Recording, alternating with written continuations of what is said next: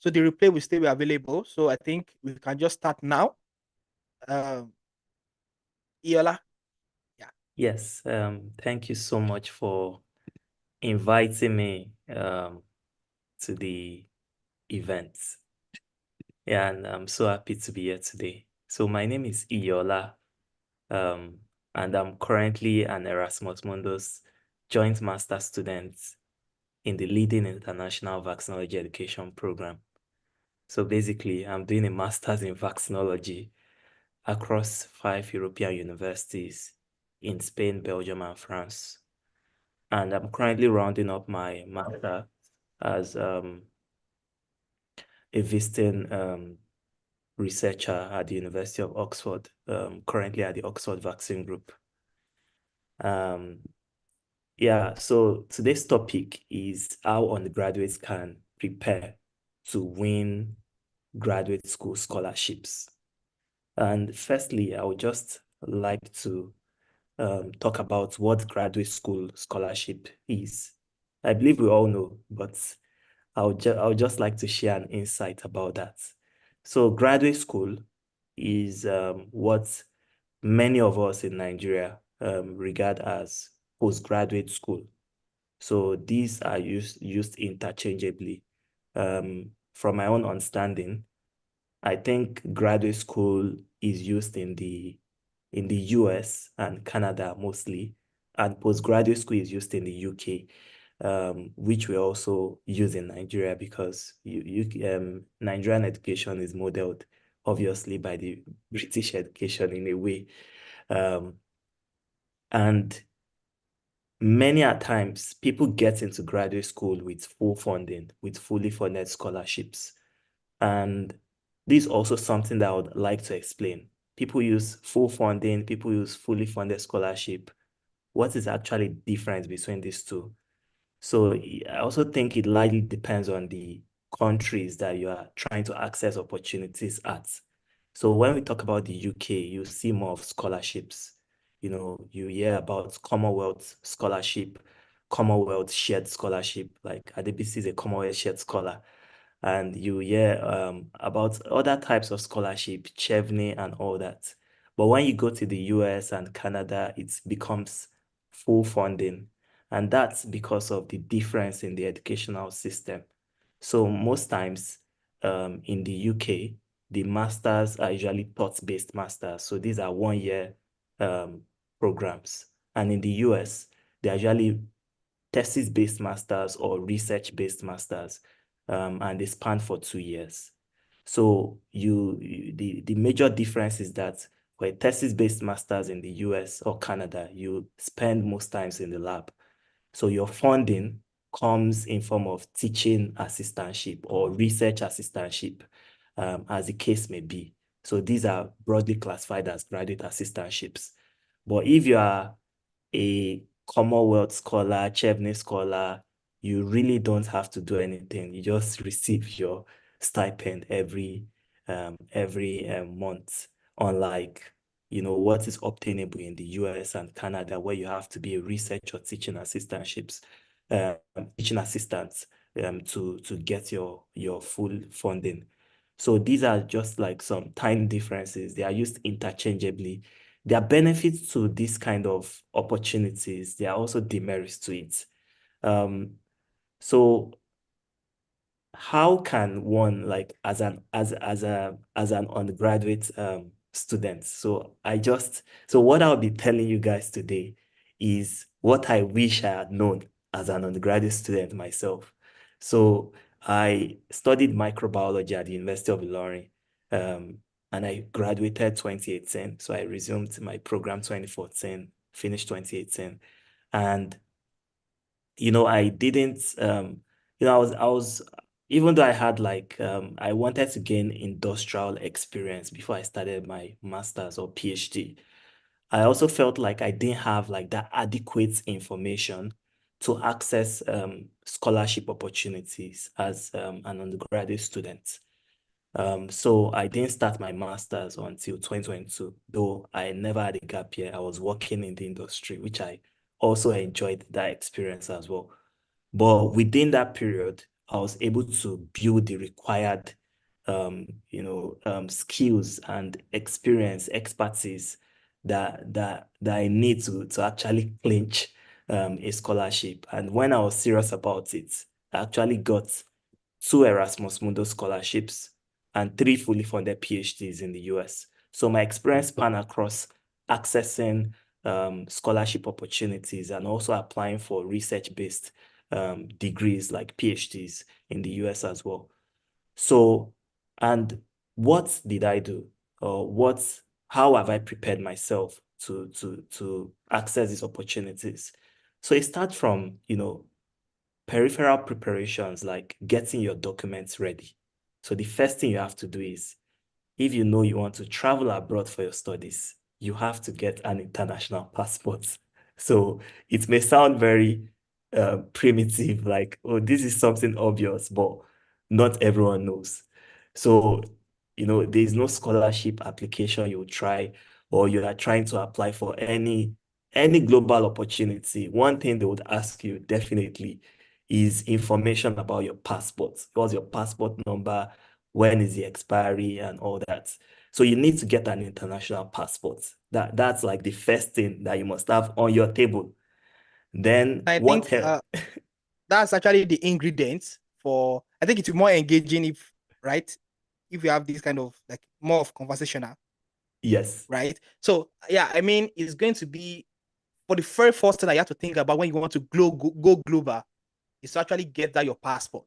I just want to add to that. Yeah, continue. Yeah, exactly. Because, many people just reach out to me and be like, oh, I want to, apply for this opportunity. I'm also interested. And then I just name a checklist, which I'll be discussing today. And okay, do you have this? And then I'll be surprised. You don't have a passport and you want to apply. Like, you need to get it. You can't leave the country without it. In fact, I remember that when I got my scholarship, it was conditional on passport. I had a passport, but my passport was going to expire the following year. And they said they were not going to, you know, um, make my offer unconditional if I don't get a new passport, because it's one of the requirements of the first country I was going to, that my passport must be 6 months valid before I apply for the visa. So I had to, rush to get a new passport. So it's really important.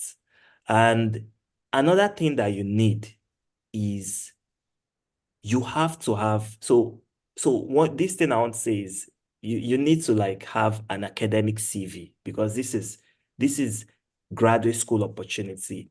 So when it comes to CV, I don't think having like a CV is a one size fits all. Like, also statements, they call it statement of purpose, they call it motivation letter, they call it personal statements. I think there are some subtle differences in all of these things. Some opportunities would in fact call it cover letter, but I think you know, they all intend to pass the same message. What's your motivation for applying to these programs? You would see a lot of YouTube videos that try to delineate the differences in all this. But the major thing is they want you to reflect on where you're coming from, where you're going to, and how this opportunity, how you are fit for this opportunity based on your previous experiences, and how this opportunity is going to propel you to get to where you're going to. So generally, you'll be talking about your previous experiences, your educational experiences, your work experiences. You would also talk about why you think you are fit for the program, which also stems from how you must understand the program. Like, you must ensure you go through the program's website extensively, and then talk about your goals during the program, and then your short-term goals after the program, your long-term goals after the program. So you must be able to, reiterate all these things, start thinking about all this now. And then you need an academic CV. So one thing I used to tell people is, even if, the one I'm telling you that you need these things, it's always good. I heard from someone, a Rhodes scholar one time, and she said that when she was applying for the Rhodes Scholarship, and by the way, I was a Rhodes Scholar finalist as well. So she said one thing that she did was that she wrote everything about her career, right from undergraduate school. She wrote everything, and the thing spanned about like I think 3,000 words, if I'm not mistaken. So, but that does not mean that she was intending to use those 3,000 words to apply, but she just wanted to have something called a generic, statement. So you must have a generic CV as well that would contain every information about you. So which conferences have you attended? Which training have you observed? Which grants you've gotten, and I'll get all these things. So you must have all these things. But then when you're applying for opportunities, so for example, if you're applying to like PhD programs in the US, they may state that, oh, academic CV does not need what counts. So you can as well use all the information in that generic CV if they are relevant to the opportunity you're applying for. And for some opportunities, they'll tell you they want a page resume or 2-page CV. So that is why you would now have, from that generic CV, have a tailored CV for that opportunity. And then, I mentioned passport now. I mentioned academic CV. I mentioned statement of purpose, motivation letter, personal statements, whatever it is. And then the other thing you need is you need letters of recommendation. So at least 2 to 3. So what are letters of recommendation, and where do you need to get it from? So letters of recommendation, you get it from your lecturers. Since you'll be applying as a recent graduate. But if you also have work experience, for example, your NYC experience, you can also get letter of recommendation from your supervisor during the NYC. In fact, for I think pharmacists that also observe like internships, you can also get letters of recommendation from your place of work during your internship. But one thing that is actually relevant is that it is always preferred to get letters of recommendation from people you've worked with substantially.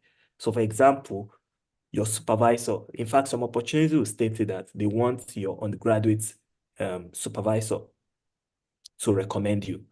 And maybe your academic advisor as well that knows about your area, that knows about your academic trajectory, how you've performed over time when you were in school. And then maybe one from an employer. So that makes 3.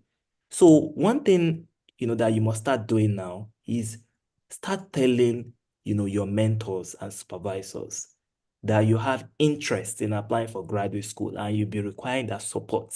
Because the mistake many people make is that when Commonwealth scholarship comes out by October, for example, and it's closing sometimes around November or December, and they started writing all the statements, applying to the universities, then maybe a week or 2 weeks to the deadline, they start reaching out to their recommenders. Oh, I want you to submit letters of recommendation for me, which I think, these people also have like they also have what they are doing. They are busy people. So, but when you start sensitizing them now, it's always good. And I'll still talk extensively about how you can go about this more effectively.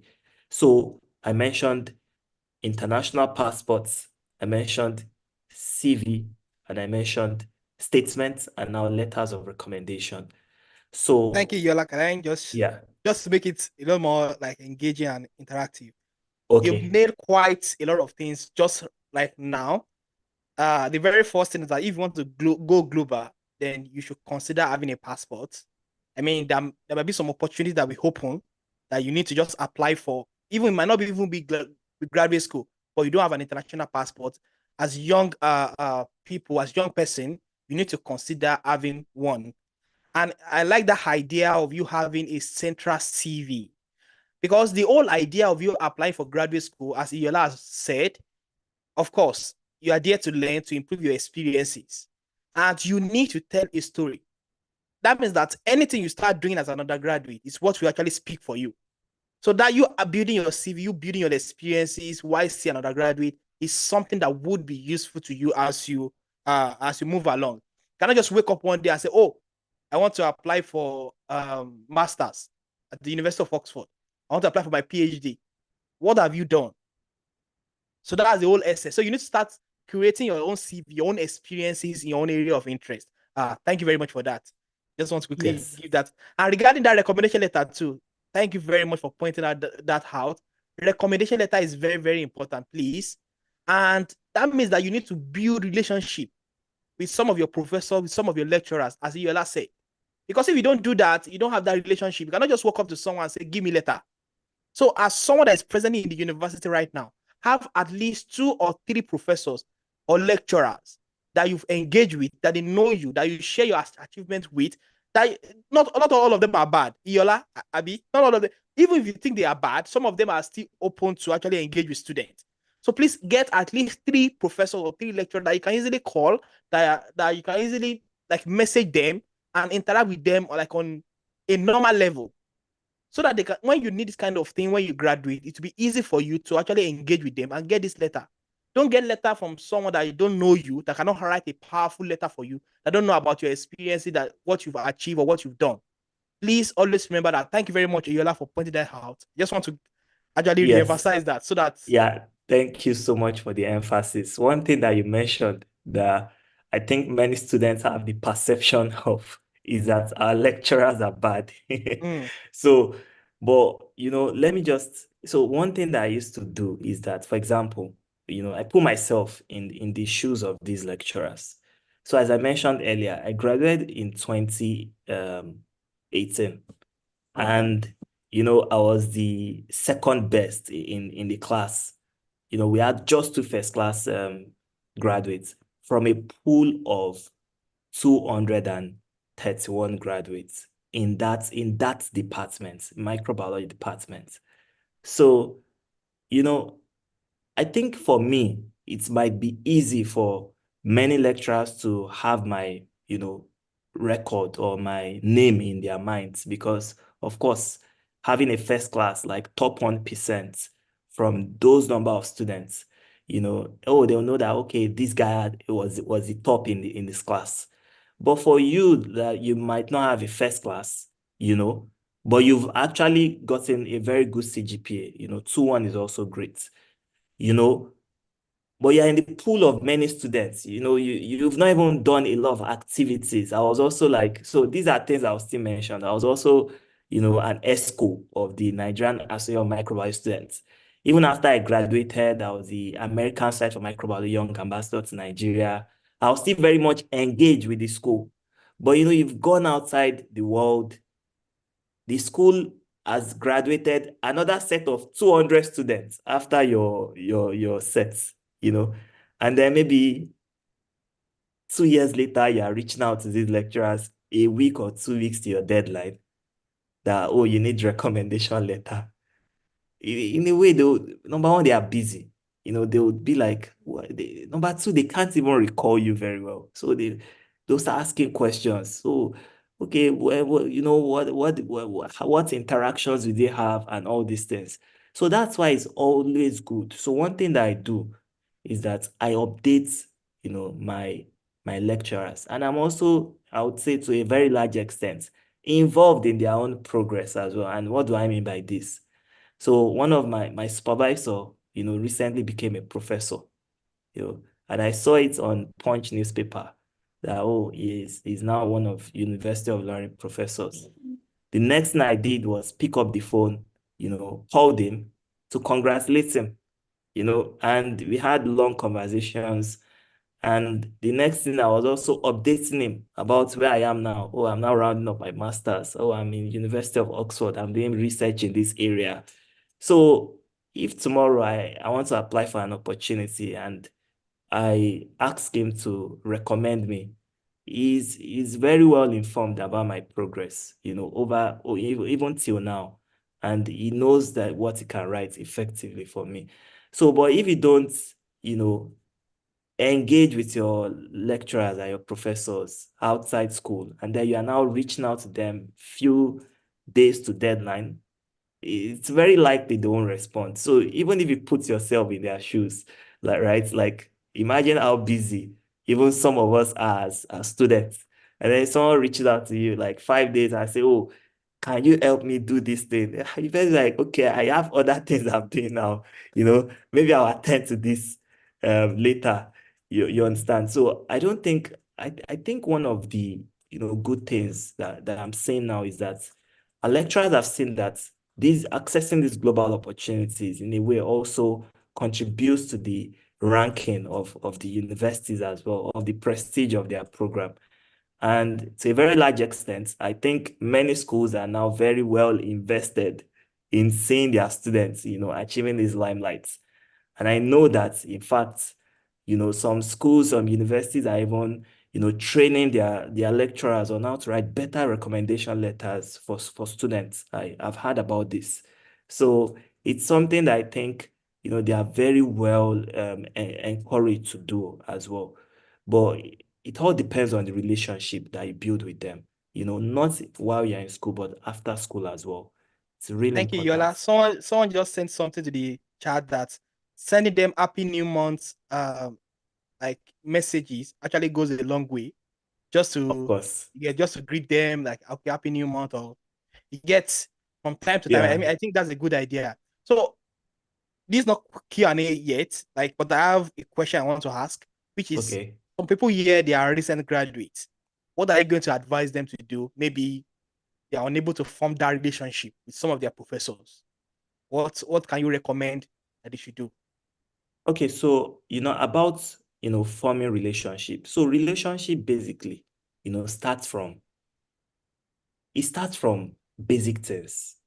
So let me tell you how I formed relationship with some of my lecturers while I was in school. And this was not even intentional. So this was not intentional. Like, but over time, I just realized that, like, I have good relationship with these people. So one thing that I used to do when I was an undergraduate student, I was a very active student. A lot of people have misconception about me, even due to this. So they'll be like, this guy is always asking questions. He's always delaying lecturers from leaving the class. So I was really active because I'm always inquisitive. I'm always curious. So you can't teach me now. And because when you teach me, for example, I process things while you are teaching me. So, and when I notice some gaps, of course, I would ask questions, right? And one thing that I was also doing back then as an undergraduate student that makes me very inquisitive was that I literally read about a topic before the class. So even while you are teaching me, I already have a basic understanding of what you are teaching. And I also have some questions even before you are teaching. So if you don't address some of them while you've taught me, I will ask you, okay, so what is this? What is it? How does it relate to this? And most importantly, the reason why I ask question is, how does it make sense in the real world? Like, so what's the objective of this thing? Like, what's the goal on the long run? So that's something that always like you know make me known to these lecturers, so they know me for asking questions. So that's the first step in relationship building. So when I realized that my own was getting too much in the class, right? So a lot of people started complaining. They ask a lot of questions when they want to go and do other things. I'm asking questions. And by the way, I also had other things I was doing.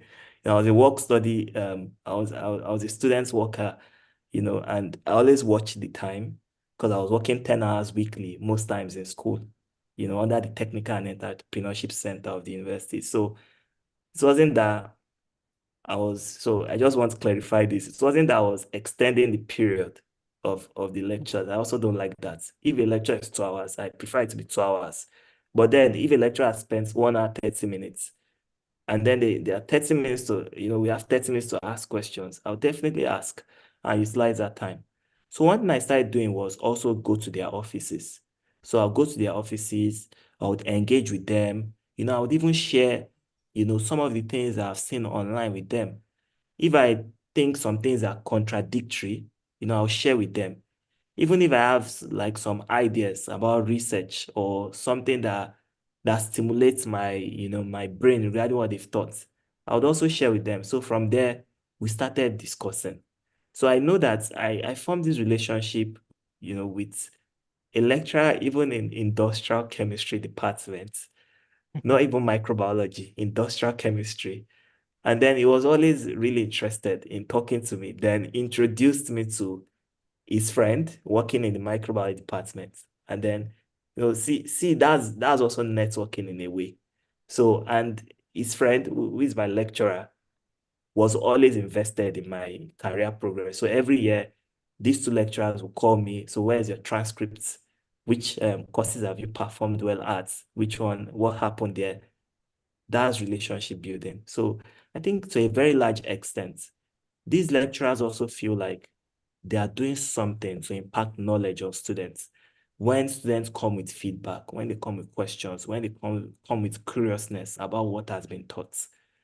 And then I always tell students that every time you spend in school doing something that contributes, all these impartial fulfillments in quotes, your SIWES, that's the Students Industrial Work Experience Scheme, you know, your undergraduate projects, and also your seminar.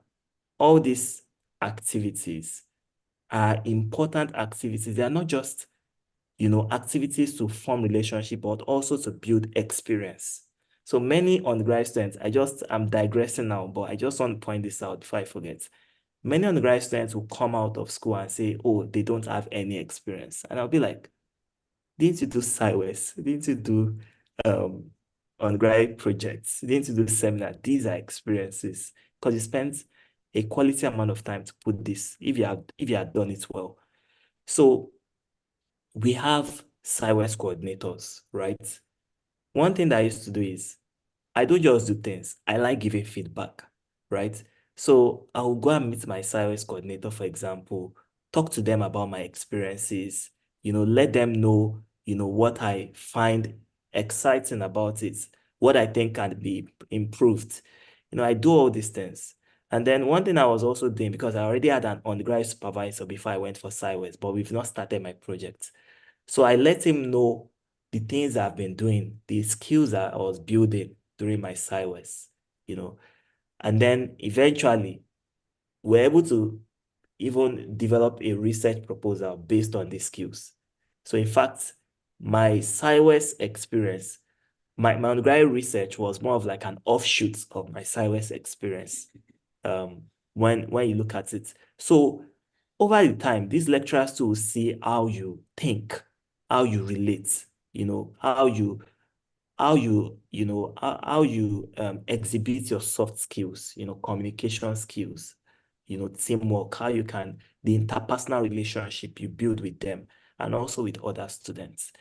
So, and then during your undergraduate projects, even though it's your project, even though you be graded, with it, one thing that I also want to say is that in a way it contributes to the development of your lecturers as well, because some of these projects, they are also interested in getting it published. And as much as you think is your project, it's theirs as well. And they always want them to, put in their best in it. You understand? So when you are invested in this project and do not and see it beyond like, you know, grades, eventually you would have A or B or C. But you see it's more like a work experience. And then you're able to take it much more seriously. Your lecturers would also appreciate this, right? And if you have some quality insight from your research that can be published, this also contributes to you. It contributes to the lecturers as well, and you can have publications from it. These are already instances of what they would write for you in a recommendation letter. But imagine you've done these things shabbily. What exactly do they want to write that you've done? What exceptional thing do they want to So, write? so the key lessons that undergraduates should pick, or maybe recent graduates, they should look for a way to form that relationship because it's very, very important. If you get a recommendation letter from your school, I think the graduate school committee, they are going to look it like in a way that is more favorable to them that oh, this thing is coming from a lecturer or a professor. So, and you don't want to get a recommendation letter that is just two line. Ade is a good boy. He likes doing this. You don't want that. You want something detailed. You want something really exciting. You want them to be able to write a good story about you. And as Yola said, is what you have done, is how you engage with them, is how you update them about your achievement that will actually make it a lot more easier for them to be able to write a good recommendation letter for you. I've seen some recommendation letter and just write, uh, he's a good boy, he's brilliant, he's always passing his what is that one, the recommendation letter? Even if you are the No, one recruiting student, are you going to select that kind of student? There's no substance, no critical examples of what you have done, what you have achieved. And that's what Yola is saying, that you need to actually try as much as possible to engage with them, update them with your achievements. If you have graduated, you can look for a way to just maybe call your undergraduate research supervisor or something. Just look for a way to just engage with them, update them about what you are doing presently. And when you need them, when you want to maybe you want to apply for schools, you'll be able to actually get something meaningful from them. And in fact, even if they don't ask you, please always send your CV to them to when they are writing letters for you, so that they will not just write, Yusuf is a good boy. He likes playing football. He's physically active. No, no. If you write that kind of thing for graduate school, they just look at what is this? So some people, I'm sure some people that they've lost maybe their admission or funding because of poor recommendation letter. So you don't want to fall victim of that kind of thing. You want to try as much as possible to form good, meaningful relationship with at least three of your supervisors if you are staying in the university. Or if you're outside, please look for a way to actually form some relationship. Maybe you call them from time to time before the application opens in yeah. August or September. So you start calling them. So I just want to say hello to you. How is family? How is work? This, that. This is what you're doing presently. They are always happy to hear that. In fact, they Yeah. will say it in class. Oh, one of my students called me last week, called me last month, called me. So just look for a way to be highly strategic. Don't get two-sentence recommendation letter for graduate school. Look for someone that you've worked with, that you've engaged with, that can say good thing about you in a detailed manner. Thank you very much, Of Yola, course, even for even after graduating. So I just want to put in something about that. So if you mm, think you've not formed a good relationship as a student, because I know some of us are introverted. I think to a large extent, I'm also introverted, but I don't. One thing that I used to tell introverts like me is don't be shy in your work. Like, because one thing I used to feel like is that I have come to school, to get educated. And one thing that I used to tell myself is that I don't want a case whereby someone asks me something about my field and I get lost. So it's not like, of course, I can't know everything, but I should have an idea about everything. At least I should see something about my field and be able to relate with it, even if I don't understand it. It should be something anyone can discuss with me, and I should be able to form a conversation from that. So even though I'm a shy person, I am not always shy with my work. So to get back to what I was saying, if you've graduated and you feel you've not built a very effective relationship with your lecturers, there are still ways to remediate that beyond even telling them about your progress. You can as well decide to volunteer for them. So many of these lecturers, they have tons of things that they are dealing with. So lecturers are not just in school to teach. They also have like administrative work to do. They also have to do research and to get published, because they are in academic settings. This is what contributes to their promotion.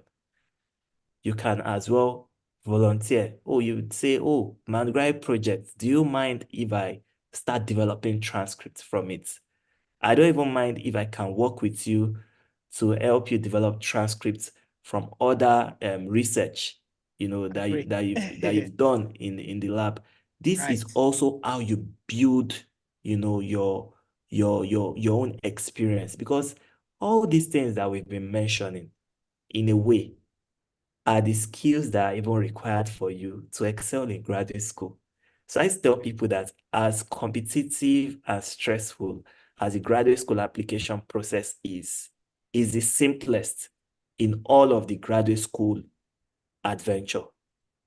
So when you put that into context, then you see that graduate school no be this, right? It's very challenging. But you must also get prepared. So it's not about getting into graduate school, but also getting the required knowledge and expertise to excel in graduate school. So this is how you can get started. They would appreciate that. And when you do these things, it does not have to be perfect.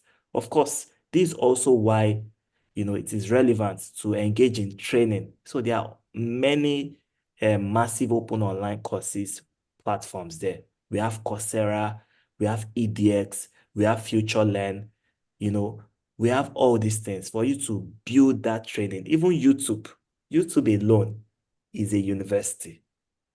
There's nothing you want to learn that you would not find online. So if you want to learn how to develop manuscripts, how to write research, I'm sure ADBC had done some sessions, had done some videos regarding this before now. You start learning this. Then when you learn, how else do you want to put it into practice? Then you start reaching out to these professors.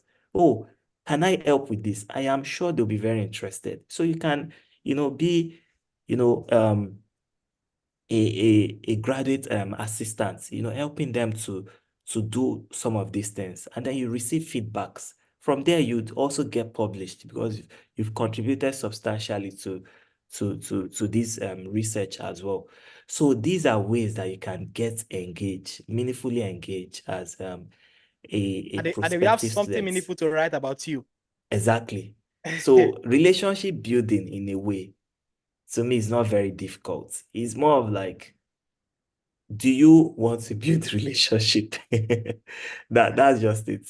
Like, do you want to build the relationship? I'm sure if I ask Adebisi, for example, to write um a recommendation letter for me, he can write like 10 pages Yes, so based on the work that we've even done together. exactly. So based on how much he knows about my career trajectory and all those progress and all those things, even though it's not my lecture, but we've done a lot of work together for him to be able to do that. So relationship building is intentional. It has to be an intentional step that you must take, right? So, and these are ways to doing it. So, aside all these things we've mentioned, I quickly want to mention other things, and maybe we'll start breaking it down further. So you also I think they need, have Yola, they have a lot of questions in the chat box. Please yes, keep sending your question. Don't worry, it's going to come to all the questions. Keep sending your question yes, as they come to your mind. Don't wait to the end. Just keep typing it in the chat box. They're going to come to those questions. Yeah. yes. So you also need what they call in the general context, standardized exams. So standardized exams, you may need it or you may not, and I would explain. So there are different types. I'm sure you'd have heard about them. There is one they call IELTS. There is one they call TOEFL, and there is one they call GRE. So IELTS and TOEFL, they serve the same purpose. You don't write IELTS and also write TOEFL. No, these are tests of English. They test your English and they test the same thing. So they test your speaking, they test your listening, your writing, and your reading, right? And you can also substitute these requirements sometimes if the programs you're applying to require them. Like if they don't require them compulsorily, you can substitute that by explaining to them or even showing a documented information from your university that you were taught in English, right? That you've done 5 years of pharmacy school and the medium of instruction was English language. So, and you get this letter from your schools. Many universities are providing this now. But for some university, they would not waive it. One of them is University of Oxford, right? So they may say they don't want that, but in some cases they also waive it, right? Yeah. So I've seen cases where they waive it. So, but some programs they don't compromise it. So you have to write those exams in that regard. And then there's GRE. So how is GRE different from this test of English? GRE does not test your English. It tests your quantitative and verbal aptitude. So it's more of like this quantitative and verbal reasoning we did when we were in primary school, but in an advanced manner. So I think the overarching goal of GRE is to see how you are able to retain complex information. Because GRE is so standardized that you have to study if you want to excel in GRE, you have to study everything within the confinement of GRE. You don't require any extra preparation. It will not even help you. And then the what they test is quantitative, verbal, and then analytical writing. So it's more of like critical thinking, and you don't need GRE for all opportunities. GRE is mostly required, I think, in countries like US and Canada sometimes. So, So if you are applying but to, for are you being for named that so PhD, that they will always, so huh? undergraduate will always remember that GRE is mostly for US and Canada. Yeah, it's mostly for US and Canada. Many programs, except if you are applying for like MBAs in the UK, but many programs in the UK do not require GRE. Mm. So, but even now, GRE, they are also like waiving it because they think it's not fit for purpose. There's a lot of Yeah. debates going on about that. But it's always a good thing to have that, especially if you don't have substantial research experience to show for. So then, let me recap. Iola, let me chip this in. You know, Yeah, you got fully funded PhD in the US yes, as well. You did yes. GRE, right? I did GRE. Do you think it was helpful to your application? Well, I think it was helpful, but I also think if I don't do GRE, like it would not make a difference. And the reason why I said that is because I did GRE because I got a scholarship for it, basically. So, which is something that I want to tell the students here, like, or the graduates here. So there are many opportunities, right? These exams are now very expensive, right? Mm. Because of our exchange rates. So let me tell you how you would even start competing for graduate school for you to know, yes, I'm becoming competitive. Apply for opportunities that will pay for these standardized exams. Can you give us names so that they can write them So down? one that will be out in the next 6 days is Michael Taiwo Scholarship. So Dr. Michael Taiwo is a philanthropist. He's very popular now on Twitter X, right? He shares a lot of information about education and career, and then he pays for these GRE and TOEFL exams for students, especially the ones that are interested in going to the US. So for PhDs. So there's also one called Education USA Opportunity Funds Program. So Start noting them recently, down. Start noting them yeah. down. So recently, I'm aware that they've shortlisted candidates for their final stage. So I was able to mentor some students through that process, and they got shortlisted. So there's also I Scholarship Initiative. So you see all these platforms on LinkedIn, you see them on X, they also have websites. So you can start writing them down. And they come out around April till July, right? So just watch out for them during that period annually. So, and there are also some others. So I got Education USA OFP, for example. Then I got one Alliansor scholarship. So specifically for Muslim students, right? So Muslim graduates. So I got that one as well. So the reason why I did the exam, was because I had scholarships for this thing. So I felt like since I was not paid, then let me just do it. Yeah, so and I did it. So they don't just pay for your GRE and TOEFL. They also they would also pay for your they would also pay for your uh for your sorry, I lost my thoughts. So they would also pay for your application fees to some schools. So I think for it varies depending on the type of opportunity you're applying for, whether Michael Taiwo or Education USA or FP. So majorly they pay for 4 to 6 applications, if I'm not mistaken. So that saves you also a lot of money. So because many schools in the US, they require application fee. Even some schools in the UK, like Oxford and Cambridge, they also require, application fees. But one thing that you also need to start, so lastly, because I want to branch out now. So lastly, everything that we've mentioned, so far, everything we've talked about, it boils down to one thing. you must be intentional. So what I tell people is that when you're applying to graduate school, you don't just say, oh, Commonwealth scholarship is out. Like you just see opportunity desk or scholarship cafe, or you just see some notification on LinkedIn or X, a scholarship is out.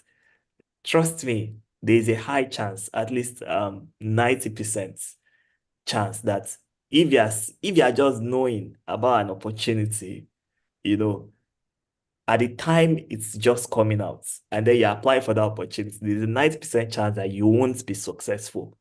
And the reason is that some people have been applying for this. So all these scholarships that we are mentioning, right? Commonwealth, Chevney, Commonwealth Shared, Erasmus. Some people have listed the scholarship out, written their statements. It's not out. So all these scholarships will start coming out by September. But they've written the statements. They've sent it to guys like ADBC, even, I said Michael Taiwo will be out in 6 days. I know someone that sent my email to review his application already. He's not out. So these are the kind of intentional people you're competing with. So have clarity about what opportunities do I want to apply for. So, and it depends on your interest. So before we started this discussion, I was just talking to the BC about,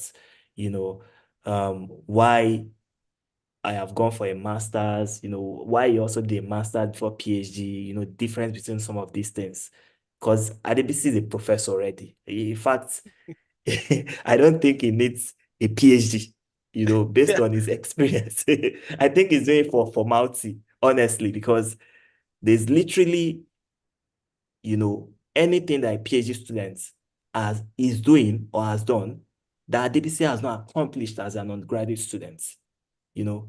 So this stems from his own interest, understanding his own interest, his passion, what he wants to do with his career right during undergraduate studies.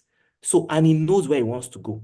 He knows that he wants to go to Oxford. He knows the specific program he wants to apply for. I think at DPC they apply for more than 2 to 3 programs.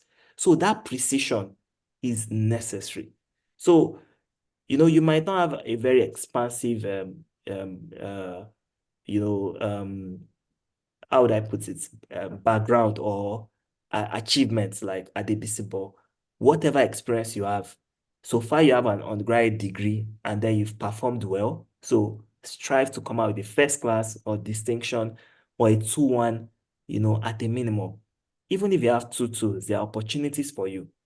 I have seen several numbers of graduates with second class lower getting prestigious scholarships like Chevney. Chevney.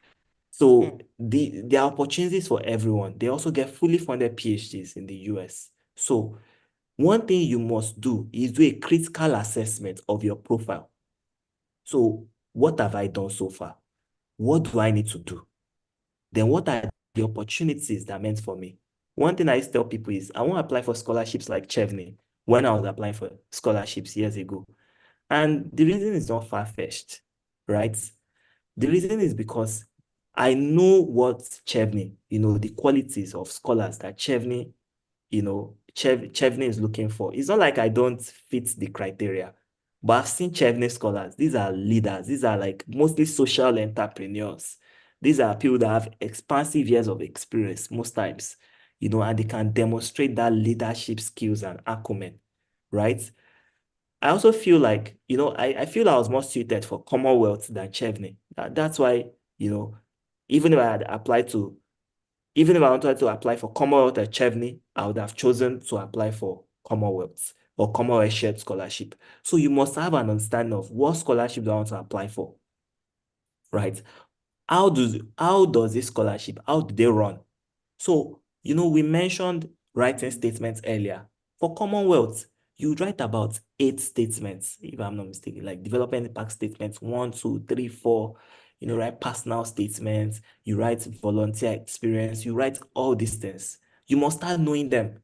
There's someone that has really done a great job in delineating, Commonwealth essays on YouTube.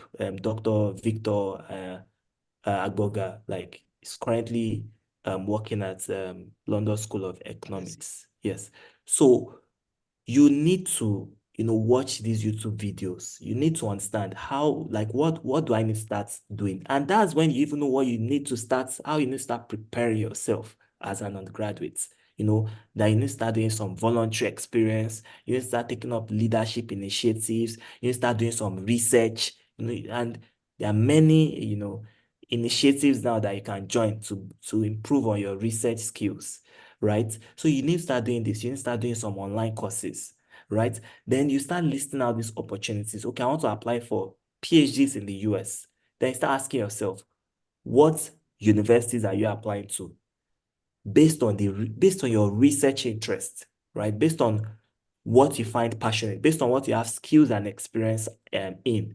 And because It's not too early. It's not too yes, early it's as an not too early to undergraduate. start this things. In fact, what some what what some people I know, used to do is that, they used to say write cold emails to supervisors.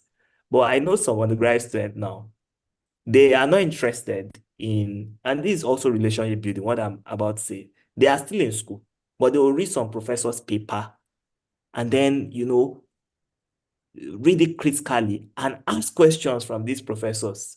Like, Mm. because you see corresponding email, you can ask questions about their paper, talk about some gaps that they think. And I don't think as a researcher, there is anything more joyful than seeing people reading your paper and giving feedback on, about it. These professors are always impressed. They'll be happy to, ask, answer your, your request. And by the time they graduate, it will be far-fetched if they get a position in that professor's lab. I think I like that strategy. Yes, So it's, learn it's a from very that. good one. It's a very good So one. when you're running your So, maybe 400 level or 500 level, maybe you can and look you're for doing professors seminar. abroad. Just send Yeah, them an email. You read their work, you enjoyed it. You just want to appreciate them. They'll be so happy. appreciate them. And Yes, you're yes. forming So, relationship.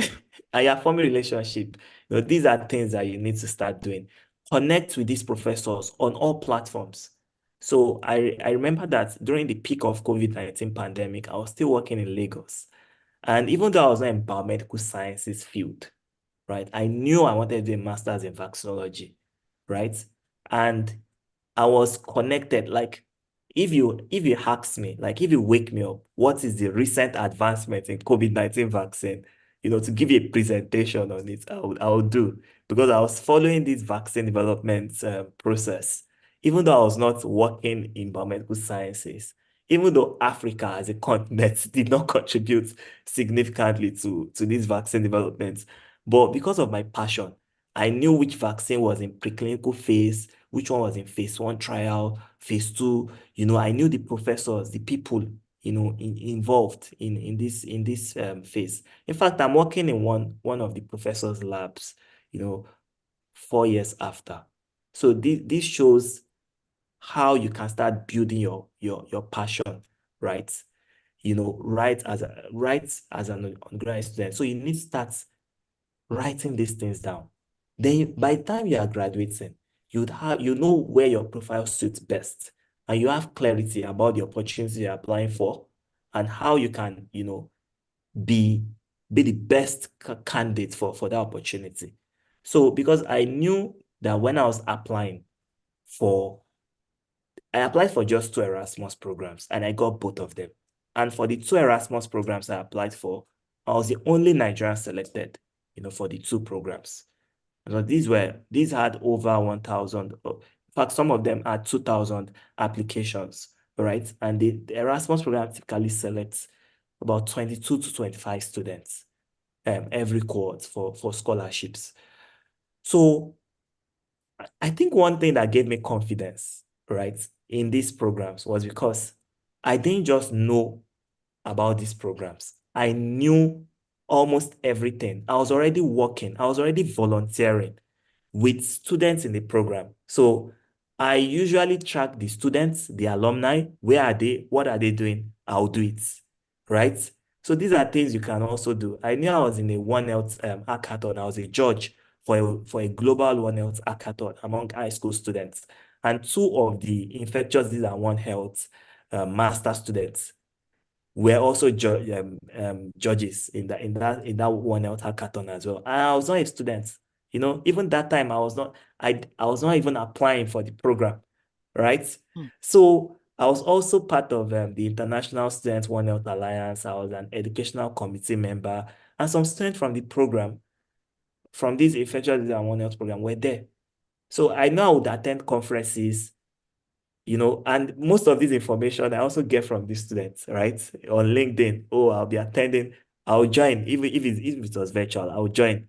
So I was already building a profile that is expected of the students in that program.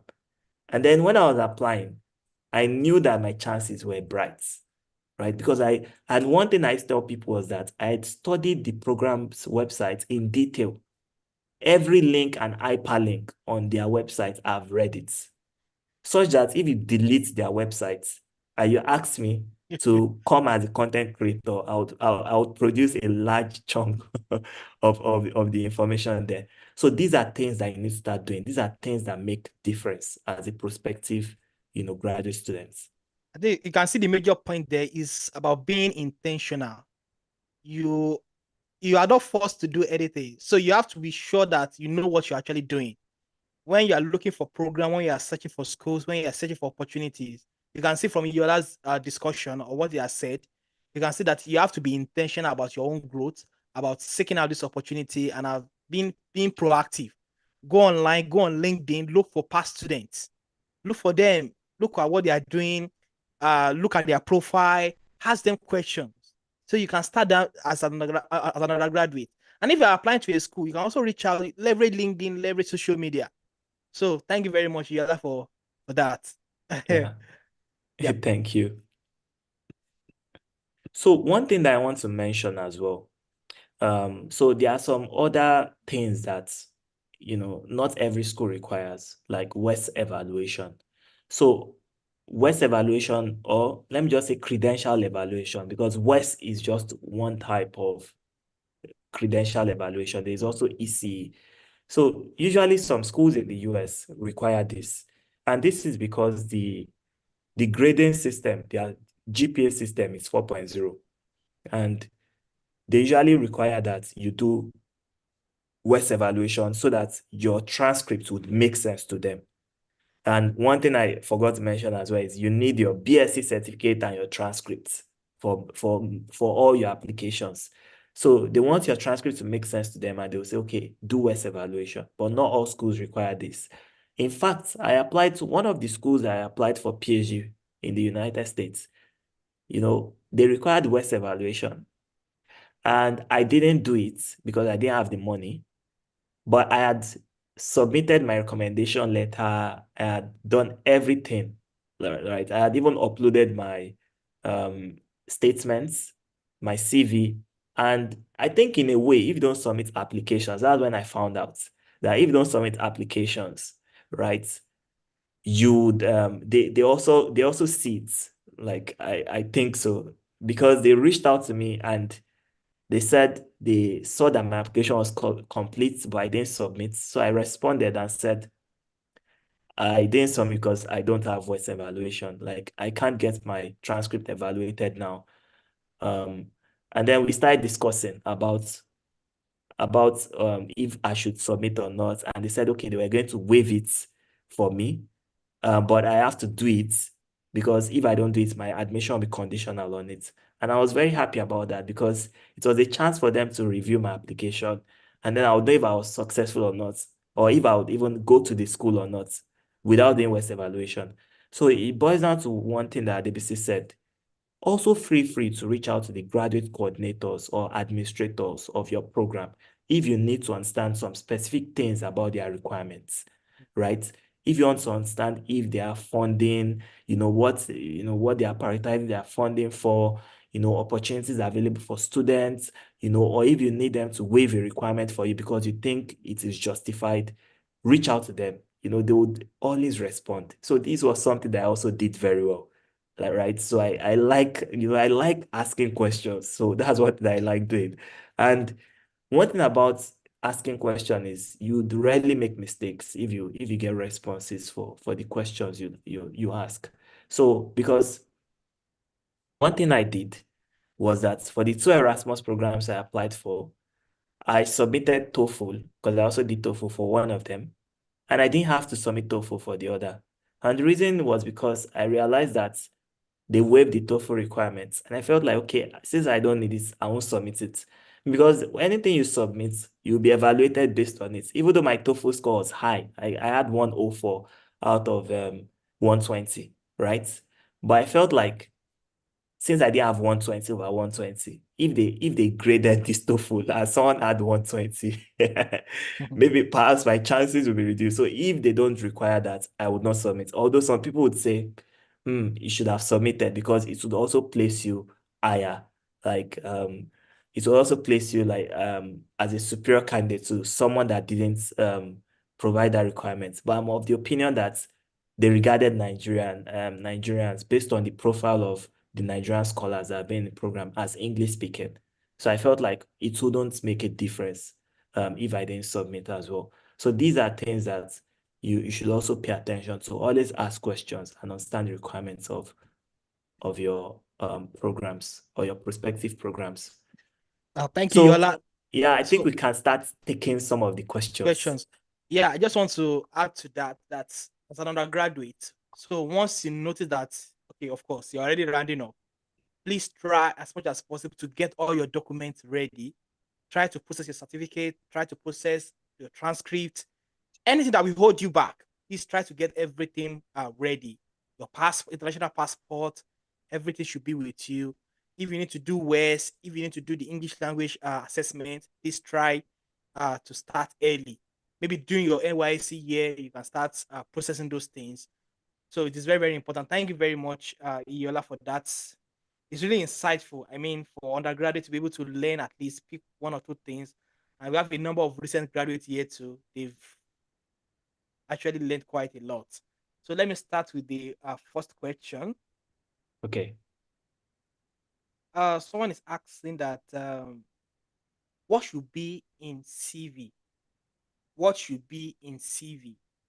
Let me start with that Yes. question. Yeah, thank you for the question. So one of the hack for CV writing is that any university or most universities that you'd apply to, they always have a career section on their websites. And on the career section, you would actually see templates of CVs. So of their students and even of their alumni that you can use. Because using that, so that's mostly what I do if I want to have my tailored CV from the generic CV that I've had. So I'll just use their model because I feel like if I can find this on the university's website, which in a way used to change, from universities to universities and countries to countries. So, but that will give you a general information about what they can relate with in that university, for example. But to answer your question, what should be on CV? Firstly, is an academic CV. So the first thing that will be there is your education. So, and so it's always debatable that do you need something like executive summary or personal statements. So, these few sentences that you write that, oh, Iola Olajujo is a master student in vaccinology currently, like that you write in a standard CV. But I'm of the opinion you don't need it. Just delete that section. And for academic CVs, you don't need bio data. Things like uh, Status. nationality, date of birth, marital status, salary, tribe, all those things. Delete it. It's Delete not it now. required. Even any CV at all, delete it in your CV. If you have any kind of those kind of information, your Yeah, age is your not important age on your is CV. very important. So the first thing that should appear is your education. And your education, in fact, your tertiary education is enough.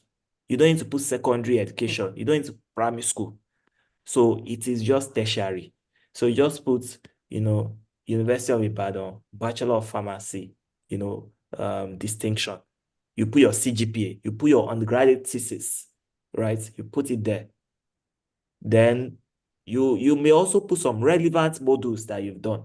So if you think, for example, you're applying for a vaccinology master's program and you've done courses like pharmaceutical microbiology, immunology, especially when you've looked at the program's websites and then you are seeing some courses that you'll be doing in the masters or in the PhDs, because also for PhD, especially in the US, you still do some coursework. And then you are now seeing that, oh, this is, you see something like immunology and statistics. And then you've done immunology, you've done statistics. So you put, and if you have good grades, so you can put those courses, not all the courses that you've done. Of course, maybe like 5 or 8 of them that aligns closely with the relevant courseworks that you'll be doing during the master's or PhD. Then the next thing that is relevant is your research experience, right? So some people would say it's work experience. I think work, to a large extent, it also requires research. But what you want to demonstrate for graduate school is more of like research, your research experience. So you put it there. And people say, oh, I don't have research experience. You see, I think to a large extent, if you say you don't have research experience as a graduate, then you've not done justice as an graduate student. Because the Nigerian educational system, even though we complain about it a lot, I think to a very large extent, gives you the rudimentary of research. It may not be in the best way, but there are already platforms that are integrated in that educational system that gives you that opportunity to do research. I think the shortfall is that it does not motivate you or it does not train you effectively. But then one thing that we've mentioned there, if you take home anything, it's being intentional. So it's more of how you use it. Your SciWest experience is research. So I know that one thing, even though my SciWest was more of like routine laboratory analysis, but the skills that I've obtained from it and the reports that I generated from that SciWest and the insights that I got from it was what made me develop my undergraduate research proposal, right? To think about that kind of research. Because I did it at a veterinary teaching hospital. One thing that I continuously saw after we tried to identify, for example, the pathogen that has caused all the poultry of a farmer to die, or why a dog has a wound that would not heal. So when we identify the pathogen, we do several biochemical tests, to identify the pathogen, do microscopy analysis. The next stage we'll do is antimicrobial susceptibility testing, right?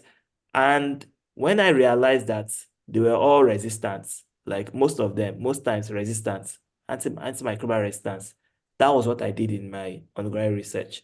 So these are ways that you can start connecting your interests. So my SciWest was research experience. My undergraduate research was research experience. And this one is 6 months, the other one was 8 months. That's 1 year, over almost 2 years of research experience as an undergrad. Your seminar is research experience. So you highlight your job role, at least 2 to 3 bullet points. You highlight it. What were the things that what were the things you learned, or what were your achievements during this period? This is even as a recent graduate with no experience, with no postgraduate experience, right? So the next thing that you want to highlight. So let me just add to that briefly. Yeah. Please, just to reiterate what Yola just said now, you can't finish from a university or from an educational institution and say, maybe you finish from that institution and say you don't have research experience. It's not possible. Please stop saying that. Because your undergraduate thesis, your research is actually a research experience. You've gone through the process of doing research. You might not like the experience for some people, they might not like it, but at least you've learned one or two things about writing literature review, about writing research methods. You've learned one or two things from that experience. Even if you are going to another field entirely, let's say you are going to maybe a new field, knowledge and research are mostly transferable. So you can say the opportunity that you had doing your undergraduate research has provided the opportunity for you to improve your academic writing skills. So you cannot graduate from a university and say you don't have research experience. you do have research experience. Research experience is not just about publication.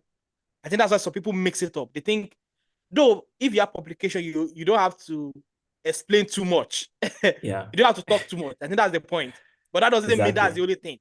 You can show research experience by working in laboratory, by working with your professors on their research, by doing your undergraduate research.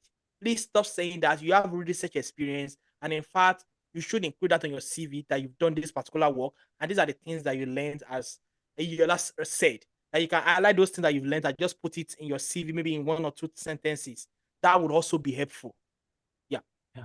Thank you. So Yola. thank you so much for that. So because well, I used to see that on Twitter a lot, and it's so annoying, honestly, because I feel like no, this is not true. And one more thing that you can do that many students have done, that Adebisi is an exemplary of, is also do your own research.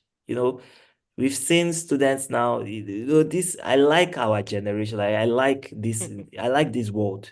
because you can literally do anything you want right now. There's no limitation. There's access to opportunities, access to information. You know, you see students, they see a conference coming up. Quickly, they started thinking of research that fits into that conference, submit abstracts. See them, they are in Gambia today, they are in London tomorrow, they are in Paris next tomorrow, undergraduate students, right? You see them applying for research grant, developing Presenting in big proposals. conferences. Yeah, developing effective proposals, winning Mm. grants.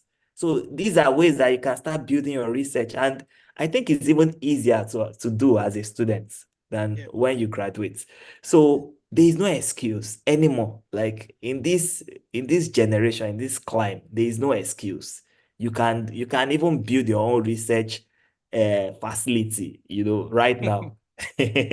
So it. that's literally what Adebisha had accomplished that I also benefited from as well, from activities of global health focus as well. So these are things that you can start doing. Volunteer for research, learn the skill, and also take initiative. Like apply for these opportunities. Some of them will even give feedback as to why you didn't get it. From there, you start learning, the process. So aside the research experience, also if you have some teaching experience, and I think many of us have, right? So people don't used to reflect on their experience. But I know when I was in school, I volunteered to be like a tutor, for student associations, right? So I'll be a tutor here, and I used to spend substantial amount of my time for these activities, right? So put it there, especially if you're applying for PhD programs where funding may come in form of teaching assistantship. Put these things there. So then you also need to if you have attended some relevant conferences, you have publications, you have conference abstracts, put this information on your CV. So Also, basically, the CV should contain your achievements. Tell them exactly, about your academic achievements. exactly. You don't need to put anything aside that. Then put some of the training that you've done that you think are relevant, both online and offline training. Put all these things, And there are many right? courses now. There are many trainings that you can do. A lot. Exactly. So you put all these things there, and that makes a very good CV. What we've just narrated. If you have this, you're already prepared for grad school. Yeah. To the next question, right? Okay, yes. Please, is it possible to get recommendation letters from lecturers that are outside my department? Yes, of course you can, because let me just tell you something, right? In my program, the Erasmus Joint Master in Vaccinology, I'm the only microbiologist in my cohort. We have pharmacists, we have veterinary doctors, we have medical doctors, we have biotechnologists, molecular biologists, we have 23 from 18 nationalities. And it's very likely that, for example, Adebisi applied for a master's in global health sciences and epidemiology at the University of Oxford, and is a pharmacist. And I'm sure he can also say the same thing that I've said about my program, you know. So programs are now becoming, especially graduate school programs are becoming interdisciplinary or multidisciplinary, right? And if you think you've worked together with this professor from different departments, it does not matter. What really matters is the content of the letter, the work, the working relationship you have, how this professor would also evaluate you with other students that he or she has worked with. That's what matters, not the department of the professor, and in fact, not the rank of the professor. Yeah, So right. people used to say, oh, you have to You go use for a a professor. professor. No. No, you can use Mr. Or, Yeah. so far this person was your lecturer or you've worked with this person. Yes, you can use this person. And that So would it definitely show doesn't, in the letter. yeah. It will One show in the thing, letter the kind of yes, relationship that you have. yes. So one thing that is just key is that when you are submitting a recommendation letter, always use your professional email. So don't use at gmail.com or at yahoo.com. Let it be at, ui.edu, unilearning.edu. Let it show that this is from a credible Institution. email. Yeah. Thank you for that. Um, what is the percentage of getting publication as in getting admission scholarship? I think this person is asking about maybe what's percentage of getting publication as in getting admission scholarship. Maybe that person is asking about the impact of having publication, I think, Oh, okay. Yes, on getting admission or scholarship. graduate school applications are becoming competitive. There was a professor, yeah, a US-based professor that mentioned that some of the profile that she was seeing, from prospective applicants, even at the time she finished her PhD, she cannot, show that extensive profile. Mm, So, everything is because we just said it, no excuse. Students are now getting grants, yeah, developing proposal, doing research, right. both small grants, big grants. In fact, many students are not even the early career anymore with the extensive experience they have accomplished. So, of course, any addition that you have is a benefit for you. It ranks you higher. But sometimes it may not make a difference if you don't have these publications. There are still many people that get scholarships without publication. In Yeah. fact, I used to tell people that having a first class or publication, all these things do not matter. It's more of there are some specific things that matter. And this, I think the soul, the heart and soul of graduate school application is your statements. How does these things that you've done, how impactful is it? How would it benefit you to get into the program? How have you contributed to whatever achievement that you have mentioned, the publication substantially? So I think these are the key ingredients, Yeah. and whatever you've done, small or big, it's more about you narrate the story, how you tell the story. How you package yourself. Yes, It's how not, you I've seen package people, if yourself. you've done quite a lot of things and you didn't write it well, it's still a problem. It's still a problem. So one thing that you must also learn how to write or learn how to do Be a is good how to application. write effective storytelling. Mm, How you're able to sell your passion is mm, really important. right. So if you don't have a publication, of course you should chase it. Try to get published, especially on graduate projects. But if you don't have it, it does not make it won't make much difference, right? Please don't be discouraged that Don't be you discouraged. are not fit for. I've seen a lot of people that they receive interesting funding and they didn't have anything like any publication at all. Yes. I've So even seen some people that they've graduated from, top schools like Oxford and they don't still have publications and they finish their PhD program. So exactly, exactly. it does not matter. And one thing Yeah. that I even want to mention quickly about this is that Mm. in pursuit of having publications, having please and please, in all the steps you take for graduate school application, let it be ethical.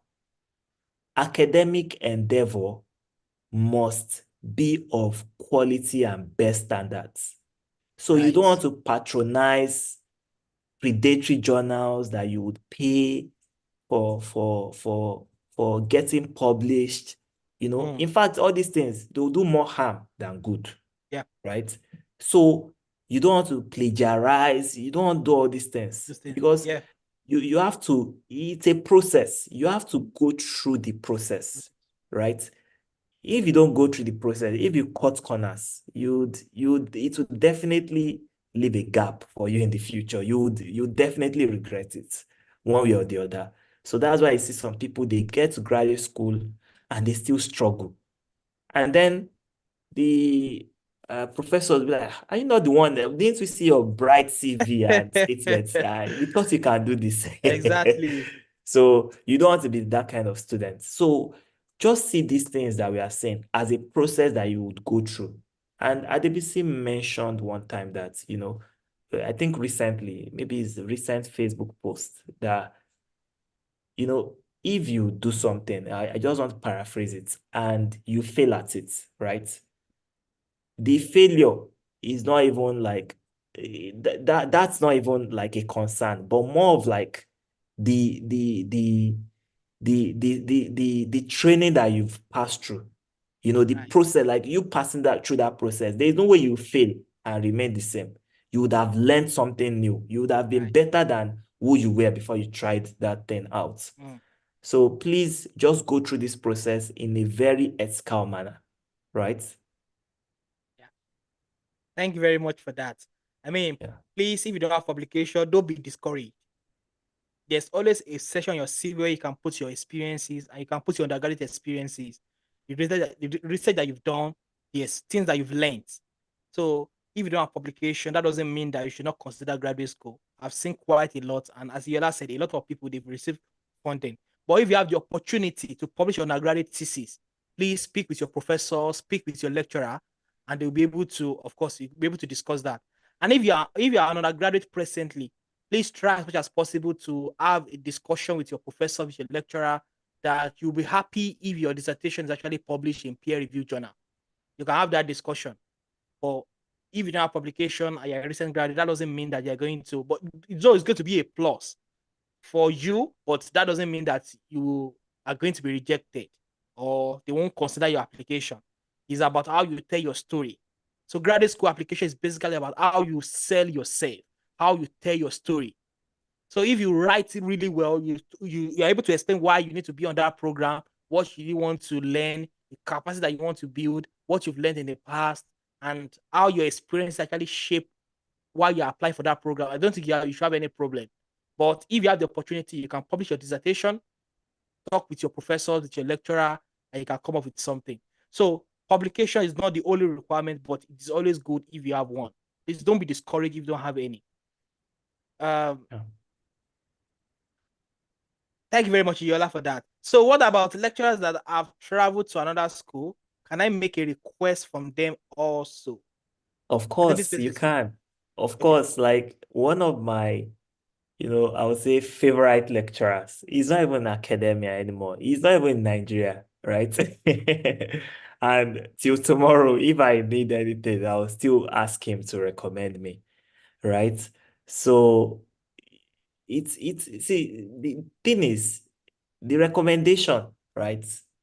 It's not about the quality of the person or the personality of the person. It's more about your They work see. experience with the Yeah. person.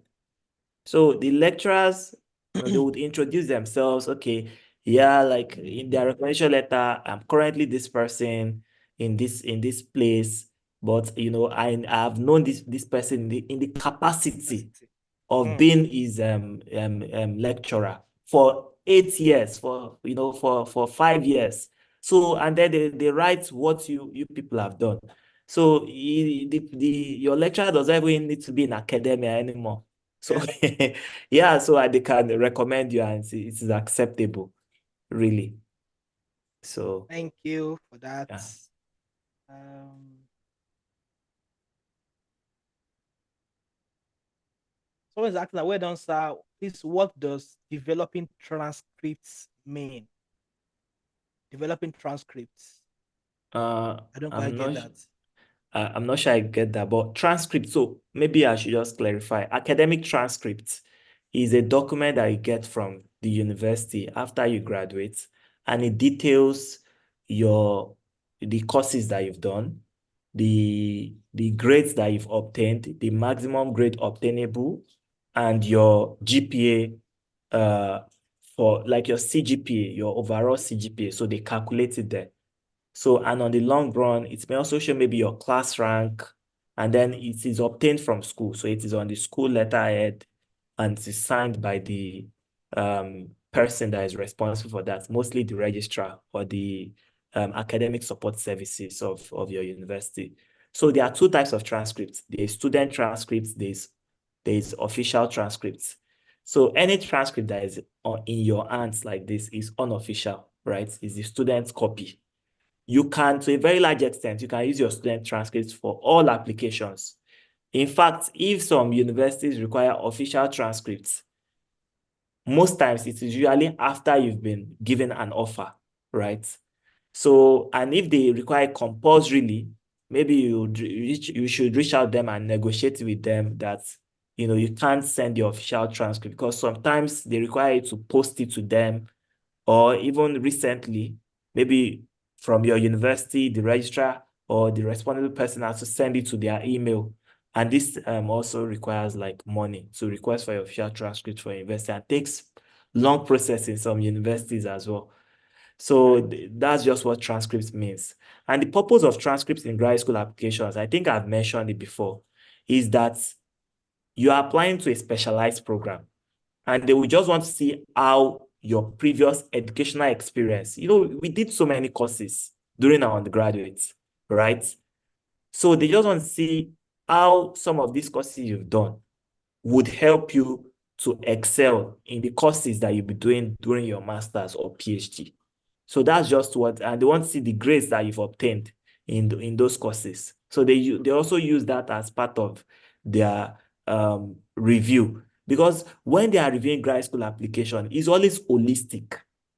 They don't make the decision based on, for example, like we just said, publication. Oh, this student has publication. That's why sometimes you'll be surprised. You have first class, you have publication, you have distinction, you have everything, and then you still didn't get it. And then you now saw the person that got in, the person has a 2-1, zero publication. How come? How did it happen? It's just because application review are holistic. So they look at every factor to judge the student that they would select eventually. Yeah. Yeah, thank you very much for that, Yola. Um, this question, thank you very much for this session. How many schools would you advise that one should send application to at once? Yeah, so there's no right or wrong answer here. If you would apply to one school, what really matters is the quality of application. I know some people that they've done, for example, so it's very tricky, right? Because Mhm. Common shared scholarship, for example, you can apply to, I know I have a friend, he did 7 applications for 11 applications for Commonwealth shared scholarship. So very soon they will bring out a list of eligible courses, right? And then you have to apply to those universities first in the UK and to the specific courses they listed. So and you have to get an unconditional offer.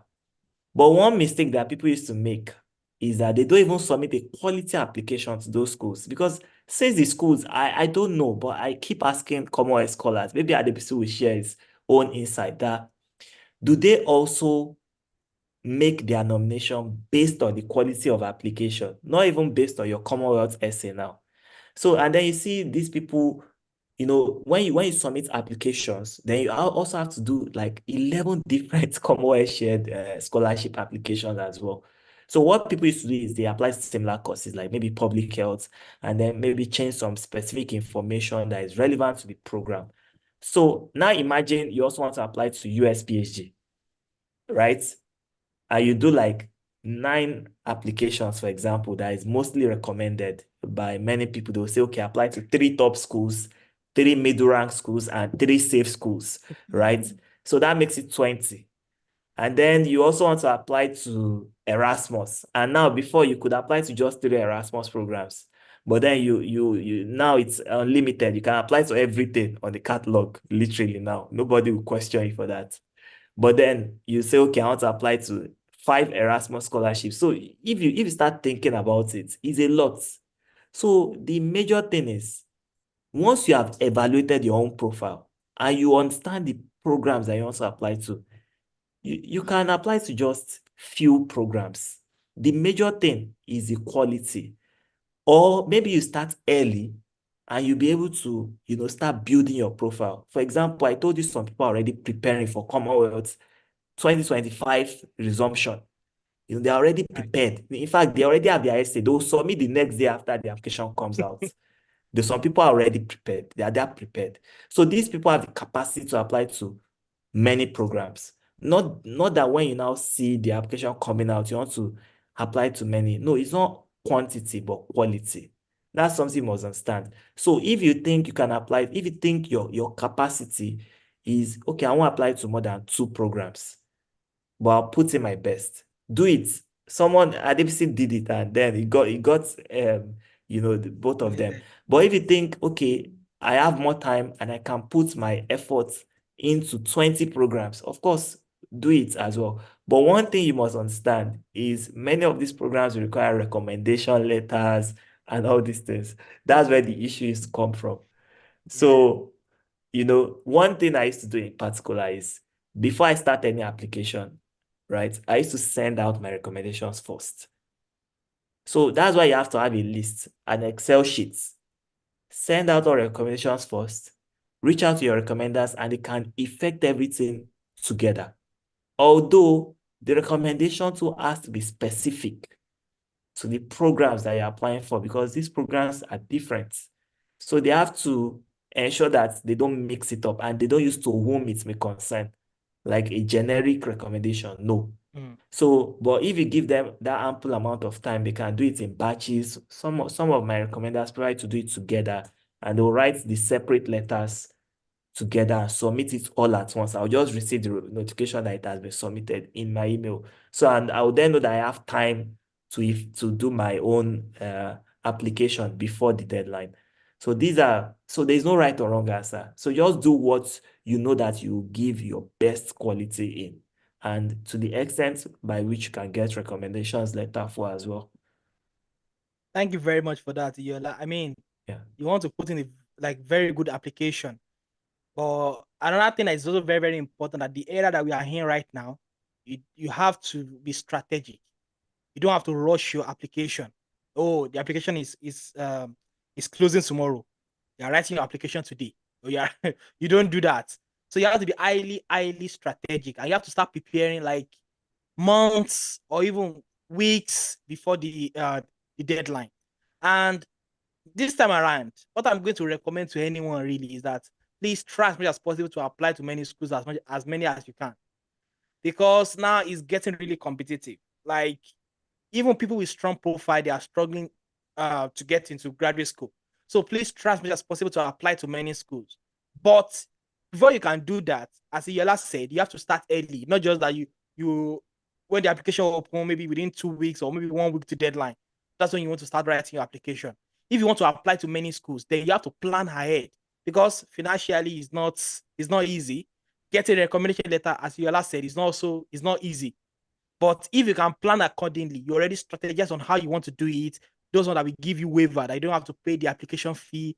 The ones that maybe recommendation letter is actually easy for you to submit. You have to think about it carefully. But apply to many programs, as many as you can afford, as many as possible. But be highly strategic on how you the quality of the application, and you don't compromise on that. The quality must be there. So, but that means that you have to start early. You have to start like from January. You have to start from months before the deadline. So it is very, very important that you also look into that quality. But if So some programs used to say that, especially for US PhDs, yeah, some programs will say if you're interested in their programs, you should have started preparing to apply 12 months, 18 months before you apply. Right. Like that's their own recommendation. So for them to say that they know what it takes to give a quality Policy. application. Yeah. Yeah, so it's very important to start your preparations early. And that's why you must also identify what scholarships you want to apply for. So I don't recommend the thing that, oh, a scholarship is out today, I will apply. A scholarship is out tomorrow, I'll apply. No, it's not. In fact, part of preparing early is also like looking for opportunities for waiver, like Right. Adebisi just said. So I know University of Oxford, uh, they have AFOX, that's the African Oxford Initiative. And there's this AFOX AfriSoc mentorship program that if you get into, I'm sure it will start coming out soon as well. They would waive, you will not have to pay application fees. Yes. So if you are interested in University of Oxford, for example, for the next application cycle, you must start following AFOX, AfriSoc right now on their page. You must know when the last year opportunity came out and use that to, use that to estimate that it's going to come out at this particular month of the year. You must start asking the previous um, beneficiaries what did they submit, how they how they were able to get it. So Yeah. that's early preparation and all these things. Of course, you save you 80 pounds or 80 pounds that you have to pay for application fees, and then you can use that money to apply to maybe Cambridge. So that's the way to go about it. Start early is not like it's very, very important. Thank you Yeah. very much for that, Yela. Um, someone is asking that where do we find these professors? I think this question was typed when you are talking about maybe sending email to professors to talk about their papers. This Yeah, person is asking where do we find these professors? you literally find, so there are so many strategies for graduate school application, especially for research masters. Like, so some people like me would start from looking for relevant papers. So if you say you're interested, if you have a research interest, and you type it on Google Scholar, you will see papers, read it, do like your own mini literature review. You see experts in the field. I was doing for my master thesis, when I was doing it, I already knew like the top bosses in the field already. Like, I kept seeing some specific researchers. They were not even in academia, right? But they were in a research institute, in fact, a very specialized research institute. And I started seeing their papers right from 1980s, even before I was born, like, till this century, till 2024. Like their literature review that I read, like, which was one of the first papers I found, was the most comprehensive ever. So, so if you are really interested in a topic and you go through literature, you definitely, find some names. It will keep reoccurring because these are experts in the field. From there, you look for, okay, where are these people based at? Which universities are they? You see, okay, which departments, which programs do they supervise students in? Because in the US, you see some professors, they supervise in, for example, especially microbiology based program. They are supervising in microbiology, they are supervising in immunology, they are supervising in biomedical engineering, because of their cross-cutting work. So then you start looking at these departments. Which one are you well suited for based on the profile of students that are there? So this thing is a systematic process. So that's one of the ways that you can find professors through literature, through gathering literature and seeing the professors in your chosen field of interest. The second way is just search for on Google top programs in pharmaceutical microbiology or something like that. You will see a list of schools that has been that has been doing PhD in that area. Then you just go to their website. You see a list of faculty members. In fact, some department will see list of faculty members accepting students. You go through it, read their research. That's another way. Sometimes you may also find them on LinkedIn. They'll say, oh, I'm currently looking for graduate students interested in bioinformatics, or I'm currently graduate students interested in epidemiology, especially food safety. So you find them on LinkedIn as well. So you find them on X. So you can you find them in conferences, You can find professors anywhere. Anywhere basically. So yeah, that's it really. I mean, if you like a school or you like a program, just go online.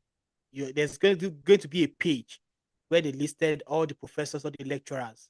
Look at what they are doing. Look at whether they are accepting student or not. Then you can have that information. Thank you very much, Iola, for that. So I think I just touch on this briefly. The person was asking that, let's say you are applying to many schools. You've gotten maybe 3 recommendation letter for certain school, and you want to apply to many schools. So how do you do it?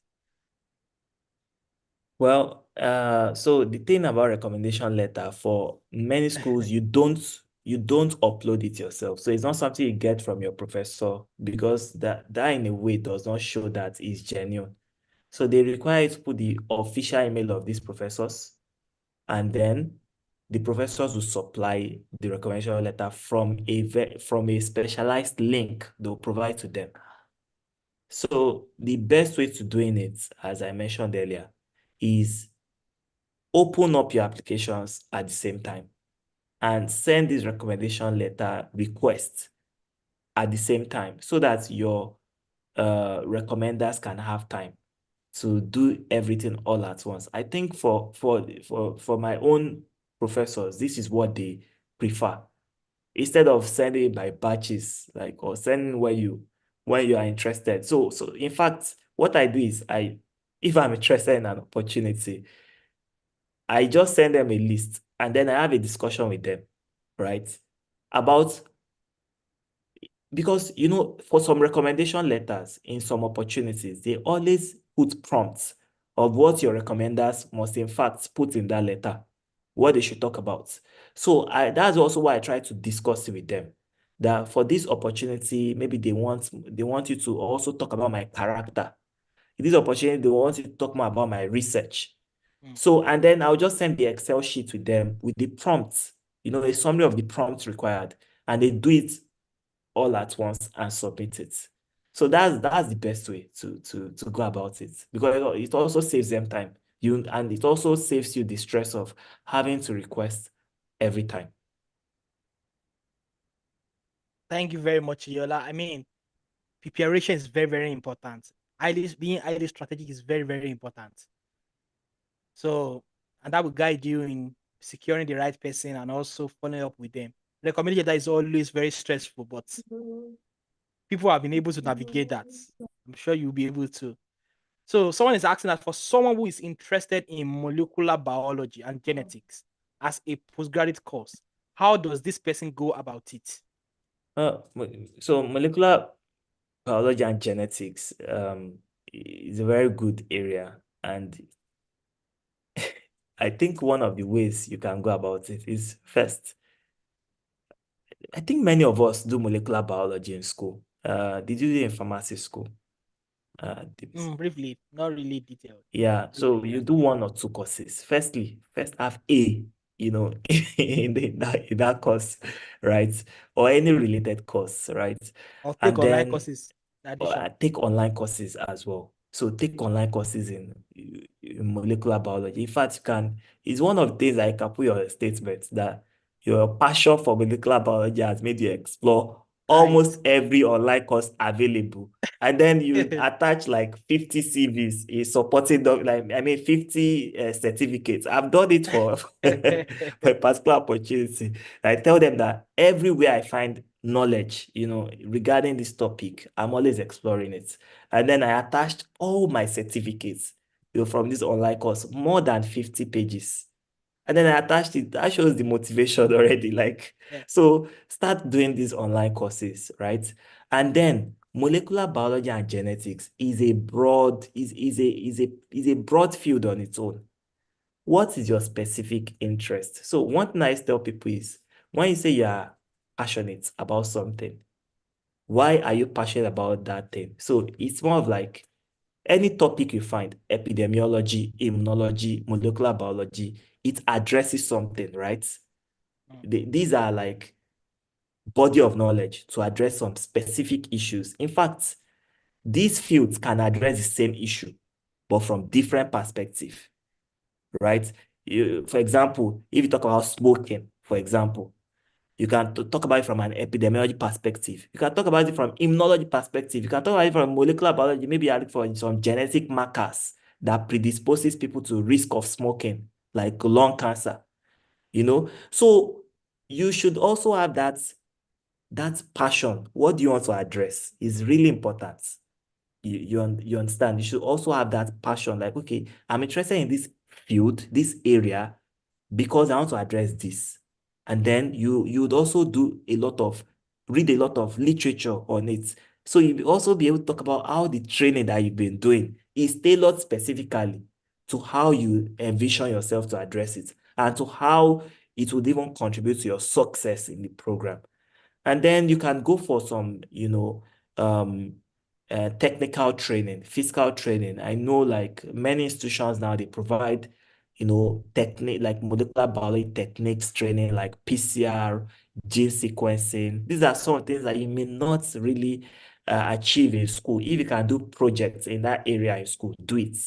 But if you can't, while you are in school, go for these trainings. These are specialized trainings, PCR, gene sequencing, DNA extraction. These are basic things that you need to know how to do. So I think that's the way to go about it. And in fact, any other thing that you are interested in. Yeah, thank you very much, Yola. I mean, if you're interested in this kind of area, you need to start building yourself as an undergraduate, follow international organization in that area, join international network, attend online courses, attend trainings, put yourself out there in that unique area that you're interested in. And once you are ready, finding courses should not be difficult. If you go online now and search for masters in maybe genetics or masters in molecular biology or PhD in molecular biology, you're going to see a lot of things that will come up. But as an undergraduate, you need to also start building yourself in that line. Maybe you know your professor or your lecturer that is working in that area. You can volunteer with them. You can work with them to gain additional experience. And everything will be shaping up. You have to be really intentional about your career growth, about your career development. Because being intentional actually opens you up to different opportunities. You have checked now do we have international organizations that focus on genetics or that focus on molecular biology? Join them, follow them on social media. Just look for a way to build your profile, build yourself in that little area, in that area that you're interested in. Continue to increase your knowledge. As Yola said, he was able to do different online courses just to build capacity in that area, to improve his knowledge in that area. So you have to keep building yourself to keep improving your knowledge and skills in those areas. And finding masters, finding PhD is not even difficult. That's not even the problem. Just go online now and search masters in immunology, masters in genetics, masters in migration studies. You're going to see different things that will come up and that will be useful to you. Then you can know whether you're going to apply for that program or another program. So but what you can start doing now as an undergraduate is to start building your stuff, take that online course, go for that seminar, go for that conference, network with people, join international organization. All these things are building and they are shaping up your experiences. Thank you very much, Yola, for that. I think this question is also similar to that. That person is asking that for someone who wants to study a migration study for masters, how can the person go about it? I think it's still the same thing, Yola, that still Yeah, continue to build yourself in that area, continue to improve your knowledge and skills.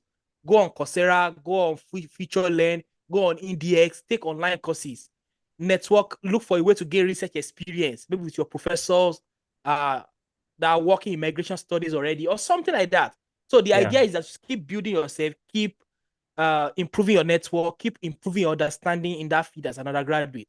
And once you are ready to apply for migration studies, just go online, type Masters of Migration Studies or Masters in Migration or Masters in just type related words. You're going to see yeah, different things that will come up. Then you can know them that you can apply when you are ready. You can look for different funding opportunity as well. But as an undergraduate, what you need to start doing now is to start building yourself, to start shaping up a story. You know, you last said that um, writing all these applications is about telling a story. Indeed, it's about telling a story because you are sharing your experience and what has happened to you and what you have learned so far in your journey and how everything actually shape up to apply for that master's program. So if you see people winning scholarship, winning grants, winning funding, they don't just start that day. They've started quite a long time doing something, little thing. Take this online course, attend this seminar, have this exposure, attend this online event. All those little things that they are adding up and they are shaping they are shaping your thinking, they are shaping your experience, which will actually be useful when you're also writing your personal statement or you're applying for graduate school. So for migration study, it's still the same thing. Any course at all, what you need to start doing is to start building yourself. Yeah, like we have another question here that someone that loves creating policy, is it ideal for such person to still learn more on research? Yeah, there's no way you can influence policy Policy without evidence. without evidence. Like, yes, of course, you also have to have some substantial research experience. What people don't understand about research is that it just helps research, like the process of research helps you to, think critically. And don't forget that your journey, even though you want to learn how to shape policy, for example, you are still Mm. entering an academic setting, right? You still need to write, you still need to write papers. You still need to write, articles. You need to understand to what extent is policy, are they adopting policy? To what Mm. extent are the policies implemented? To what extent are they effective? So that's the reason for your own academic endeavor. So academic endeavor is different from practice. So you may not really need research acumen, in the field, right? You may not need it in some specific areas, you know, when you are working as a policymaker, for example, right? But as someone that wants to do anything that surrounds policy, you definitely need to, understand how to do research to a large extent. So I mean, they go hand in hand. You being a Course, policymaker, you need to also appreciate the importance and the role of evidence. Thank of you very course. much for that, Yola. Are there opportunities that link policy and research? Yeah, I think there are many. There are many See, opportunities. see If you work a leadership role, I think, yeah, Yola. the thing is, I I think there is nothing you would want to think about that does not exist. That like I just feel like, yeah, some people have some interesting perspective about what they want to do. And this is one of the things that I like Erasmus Mundus Masters for, right? Erasmus combines many strange things together. Like, their joint master degree, you see data science and cyber security. You see a lot of, there was recently I saw space medicine. Like, so, Wow. so you see a lot of extreme edge connecting together. And I know Erasmus Mundo's programs in policy, globalization, and all those aspects as well. So if you are really interested, if you think your interests are like very broad, but they converge in a way, they make sense to you, then maybe you should sort out for Erasmus programs, because I think you'll find some things that would interest you. So you can just type Erasmus Mundo's catalog, and you'll find it there. So, but there's nothing you think about that you will not find a program that is suited for it. That's just the bottom line. Thank you very much, Yola. I mean, I just check online now. There's even masters in earth policy research. So there are some programs that actually maybe combine interesting things together that you can explore both ends of what you're interested in. Just search for them, look for them. They're always available, as Yola said. So, which of the online platform is best for taking research courses? Yeah, there are many. I made a tweet like 2 years ago about this. So there's writing in sciences in Coursera, a very popular course. I think you should just start from there. There's research writing in sciences by Author Aid. Yeah, Davidson recommended that to me. Very There's a good video on course. this channel. On this channel, there are a number of videos there on different research courses that you can take Yeah. as well. You can look So into that. so the thing about knowledge is anything, like anywhere you find it, explore it. Don't I think so far you Right. just, yeah, so some have some specific, like focus. Some have different focus. Like, so, but the thing about knowledge is when you explore all these things, it all makes sense in your head. Some people they'll talk about how to get published. Some people they'll talk about how to get like how to write effectively.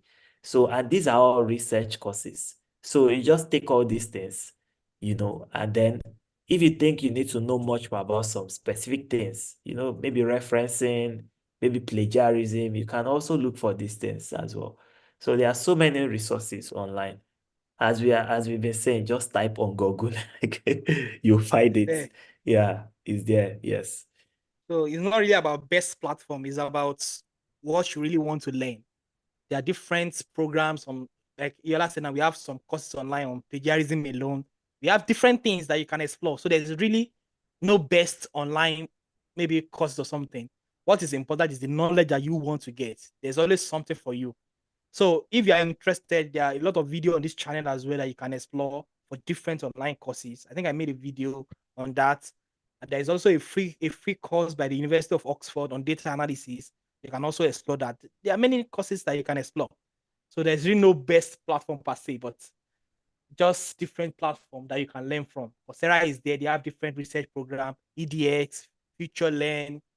You can type different topic that you want to learn on research, and it will definitely come up. Someone is asking that from your experiences, will you advise someone with PharmD, that's Doctor of Pharmacy, to apply for master's degree or go for PhD directly, especially for someone that doesn't build their profile during undergrad? Uh, Um, is is uh is debatable. Like, so the thing is, you can do a PhD in countries like US without masters, even if you have a BSc. So having a PharmD even makes it better, in my opinion. So yeah, you can decide to go for a direct PhD. But if you think there are still some gaps in your, knowledge. in your knowledge, right?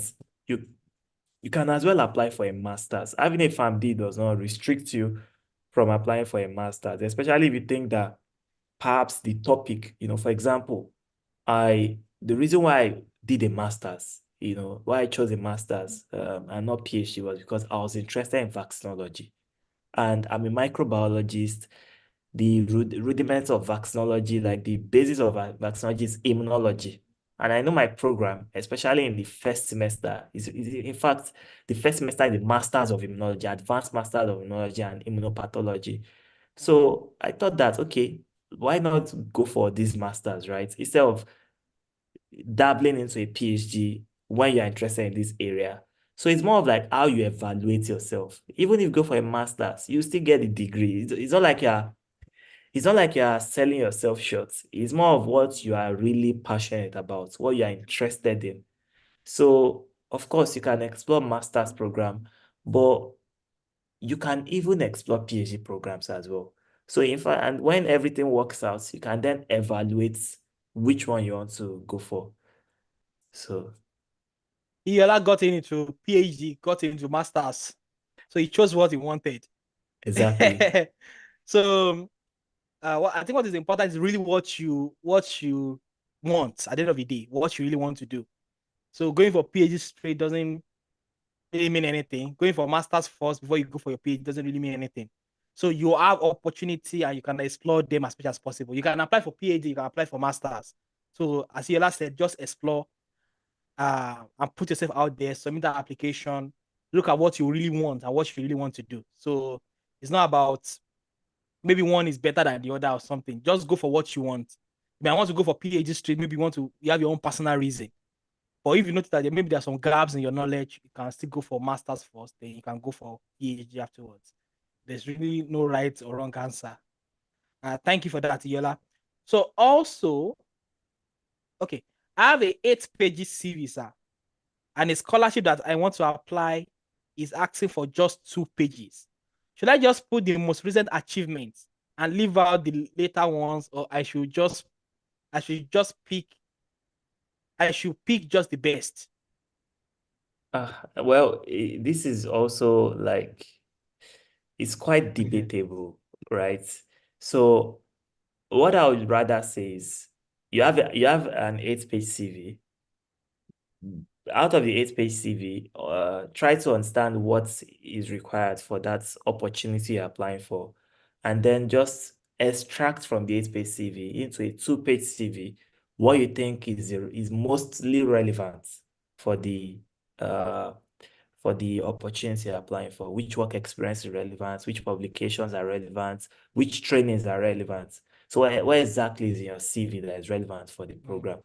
And one thing that I also used to tell people, which I quickly want to address, is that, for example, I didn't have, so I didn't have any relevant experience per se for a vaccinology master's.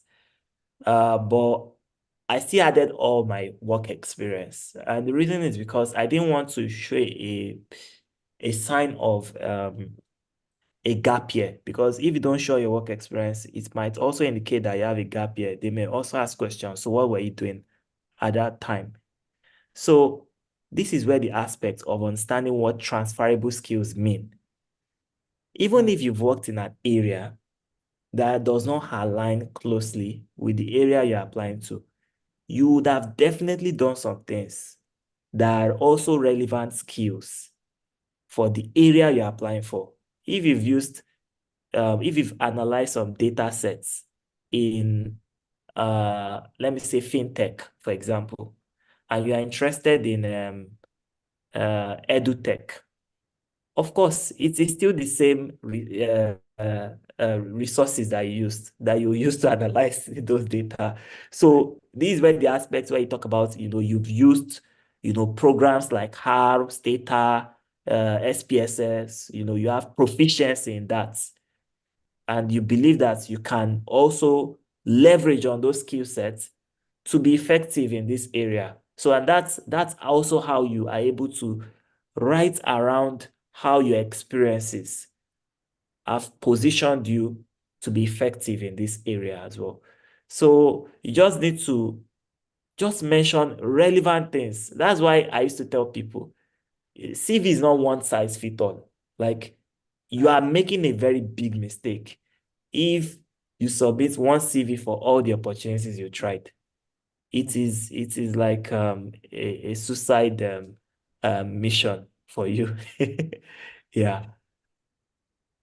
Uh, yeah, thank you very much. I mean, it's always, I know it's difficult sometimes to want to put your CV into just 2 pages, but you just have to try to cut things out and put the relevant stuff, as Yola said. Just look for key things, things that uh maybe for your award, you can put two, for publication, you can put two, for work experience, research experience, you can put another two. Just look for a way to like make sure that they are powerful and they're able to communicate how best, like what you've achieved, your experiences and all.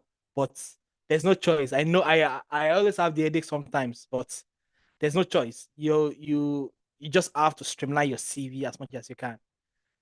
Um, Also for graduate school English test, can I tell the admission officer earlier that I've been taught in English and my university can provide me with a proficiency letter before putting in? Yes, of course, you can reach out to them. Yeah. They are always happy to hear from you, and they would always respond to your inquiry. Yeah, yeah, I agree. So if you can just send email to ask their own stand on that. Most schools, some schools are they want that exam. I know for Cambridge, they want you to write that exam. Oxford, some departments they are lenient on that, but just ask first and see their response. Wonderful session. Thank you for sharing your experiences. I've learned I need to step back and understand my passion. My question is, how do I assess papers from past lecturers? How do I specify SOP? You get that? Like, my question is, Yeah. how do I assess papers from past If lecturers? you want to access papers, I know there's an issue with that. Like, many of our institutions in Nigeria do not have subscription. So what I used to do when I was in Nigeria is I'll just send to my friends that are studying abroad. Okay, I'm interested. You definitely, any paper you want to access, firstly type the area you are looking for, the keywords. Then on Google Scholar, on databases, Google Scholar, PubMed, and when you type this, you see several papers. You then, even if you don't have access to the full publication, you see the abstract. And if from the abstract you think this is interesting, but you cannot access it, get the link and send to any of your friends or colleagues abroad to help you download it with their institutional access. I think that's Mm. the easiest way to get it Yeah, I mean, in Nigeria. Some people mm, use up as well. So even though that's tricky. So, yeah. but up, yeah, up also helps a lot of scientists in developing countries. Right, I think so. So, and also you can check their research gates, their Google Yes, Scholar accounts, yes. In fact, see their I've done research. this as well. In ResearchGate, you can request full access, and then it gives you a prompt to be able to send a message to them to give you access to their full paper. And some are generous enough to send the full paper to you. Yeah, even though that may take time. Yeah. So, how do we project this research experience in our CV? Like, how do you Uh, demonstrate research experience on one CV? it's as easy as bulleting the key achievement of your research. So for example, I have done my undergraduate project, I'll put it on graduate research, and then I'll highlight, you know, maybe I would say, oh, I gained expertise in the use of molecular techniques such as Nice. PCR and gene sequencing for Mm, identifying bacteria, you yeah, know. So you just like bullets the points that are relevant for the programs that you're applying for. thank you. Um, is it compulsory to put an evidence of our work experience in our CV?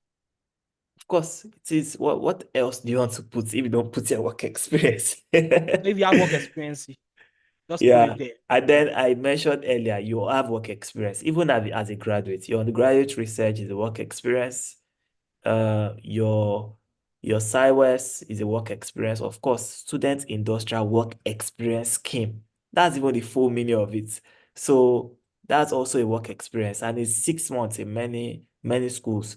Your internship is work experience for Volunteer pharmacy students. experience. Your NYC is work experience. Your voluntary experiences are work experience as well.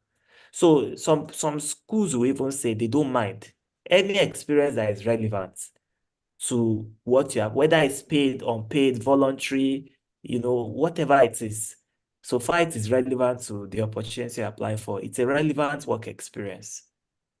So that's why you have to be highly strategic. Let's say you are an undergraduate and you know you're interested in maybe in molecular biology research. You can go and volunteer with a professor during the break for 2 weeks to learn about more about molecular biology research. Volunteer in his lab. That's an experience that you can put on your CV. It's a research experience, but you can also put it as work experience. So don't always think that maybe you need to be employed by maybe the federal government or you need to have one big job before you can say this is a No. work experience. Voluntary experience is a volunteer experience. What you've done is part of it. Your research experience, your sideways, as Yola said, and that's actually helped him maybe in his career. So any experience at all that allows you to maybe to work or to provide your service to other people, you can always put that on your CV. So you just have to be strategic, really. If you know that you want to do something, maybe you need to gain additional research experience, you can volunteer with your professor. Maybe there's a lab in your city or your country where you are. You can go to that lab during your break, during your ASU strike, maximize all these little opportunities just to improve your experience, to improve your exposure. And everything that you're doing will definitely add to your CV. Like anything you do, your achievements, we definitely, you want to make impact, but it will still add to your CV at the end of the day. So building your CV right from undergraduate years is very, very important. And the little things like as an undergraduate, how many publications do I need to have to maximize my chances of securing graduate scholarships? Yola? I think zero. 0 to 100. You having publications as an undergraduate is, how will I put it? Is like unexpected, but Yeah. is interesting if you have it. Like they don't really expect it. No one expects an undergraduate to have published a paper. But if you do, it's a plus. Yeah, you're like, Uh, I just want to, you have another thought? yeah, you are very correct. No one expects an undergraduate to have publication. I never had any publication as an undergraduate. My first publication was when I was in I NYC, see. right? Yeah. So it's not something, it is abnormal. In fact, if if you have publication as an Yeah, undergraduate, like honestly, that yeah, is abnormal, really. If you have yeah. it, is really something that wow, this is Yeah, it's interesting. unique. If you It do, it's shows unique. that, yeah, it shows you are Yeah, very intentional about your growth. But if you don't have, don't have it it. doesn't, I just said it that I have seen graduates, PhD graduates with zero publications. And that does not mean that their PhD was not very good, from University of Oxford. But if you must have publication, let it be very, very unique and very good. So it's better you have zero publication than to have 10 publications, for example, in predatory journals. So just Yeah, ensure that when you are having that publication, is a very unique publication. It's in a very top journal, peer-reviewed journal, and you've contributed substantially to it. Because of course, when they interview and say, okay, talk about your research, and then maybe you've not even done anything to contribute to this publication, because some people have started doing this thing. You say, oh, add my name. Yeah, so and they ask you to discuss it, you will not be able to even discuss it, because you've not done right. anything. Yeah, so these Please, are these are yeah. things you should take note of. So it's not, you shouldn't be very eager to have publications. uh, Yeah. Let me just chip this in. You know, when I applied to like doing my interview for Oxford, they were really sure that I have quite a number of publications. So they asked me questions, what are my motivation, and they asked me some of the questions in some of my papers, really, during the interview. I saw one of your papers on this. Can you tell us about it?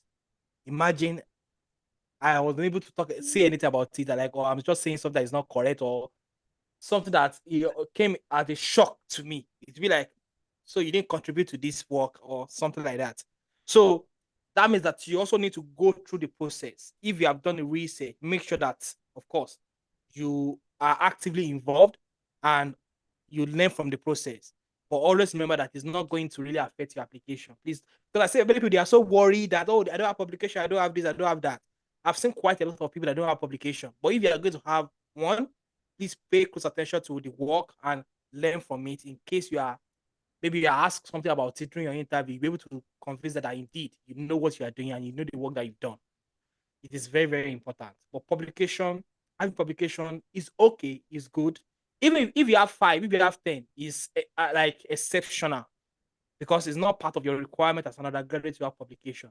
But if you do, it's a plus. Please don't get intimidated or don't be worried too much. Just gain research experience because I think people miss this thing up that research experience is solely about publication. No, in fact, you can be doing research actively and you won't publish for a while. So the idea behind doing research is to generate new knowledge, and you can translate that knowledge into publication by letting the world know. So it's just a way of communicating your science or your findings to the world.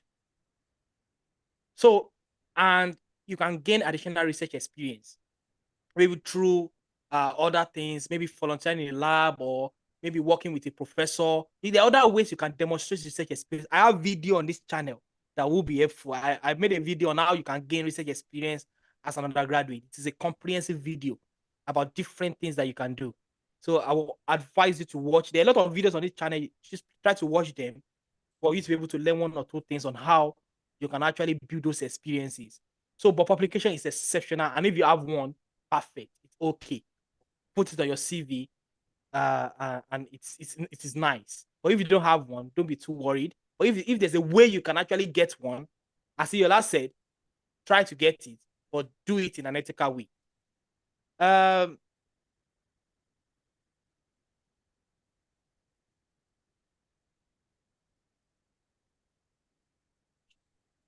looking for more questions. Thank you very much, Yola. I know you are very, very busy, but you find time for us. Yeah. Do I need to take research courses to be able to do research? Uh, of course, you need knowledge Knowledge. to be able to do research. So Yeah, if you would get that knowledge by taking research courses, yes, you should. Um, so need knowledge. courses do not have to. I know there was a time Adebisi was training me on research writing, right? That was a course on its own. So it does not have to be like formal, Yeah. it does not have to be like something that you maybe go to Coursera or EDX for, but you need training to be able to do Pick knowledge from here and research. there. Yeah. Just- Knowledge is So important. You can't do research without exactly. knowledge. You need to learn the process. Thank you very much, Yola.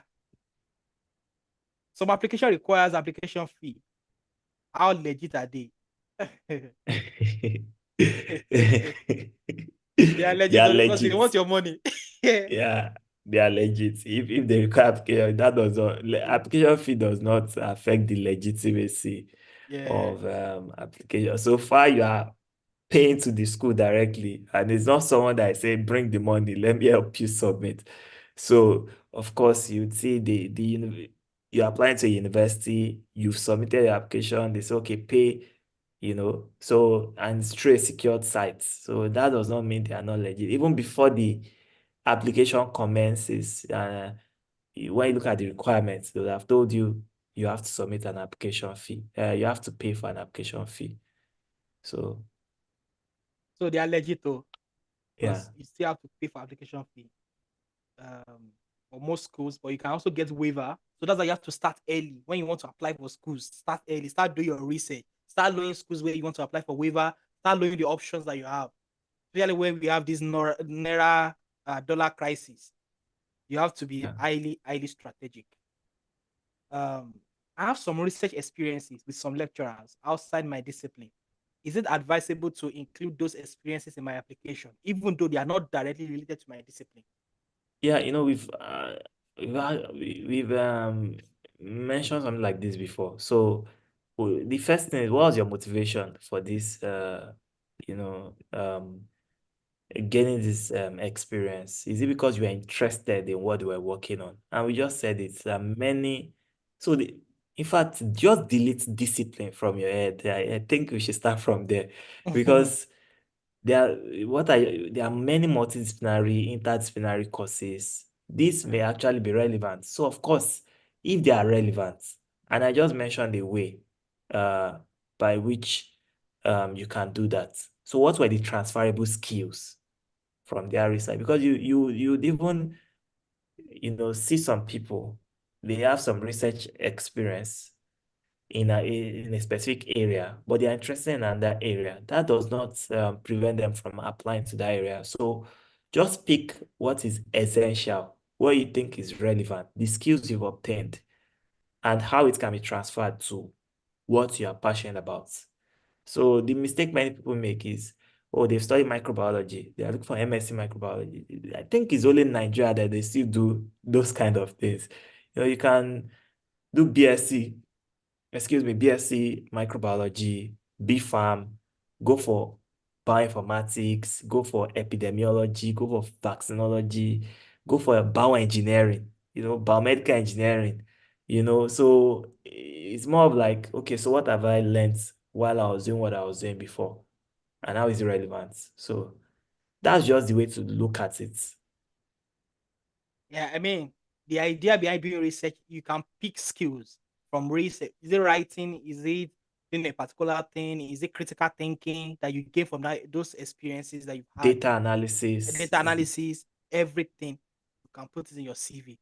So what is important is that you have experience in, if you've done research in immunology and you are interested in research in public health, yeah, there are still some skills that you've picked from that doing research in immunology that is going to be relevant for your public health career.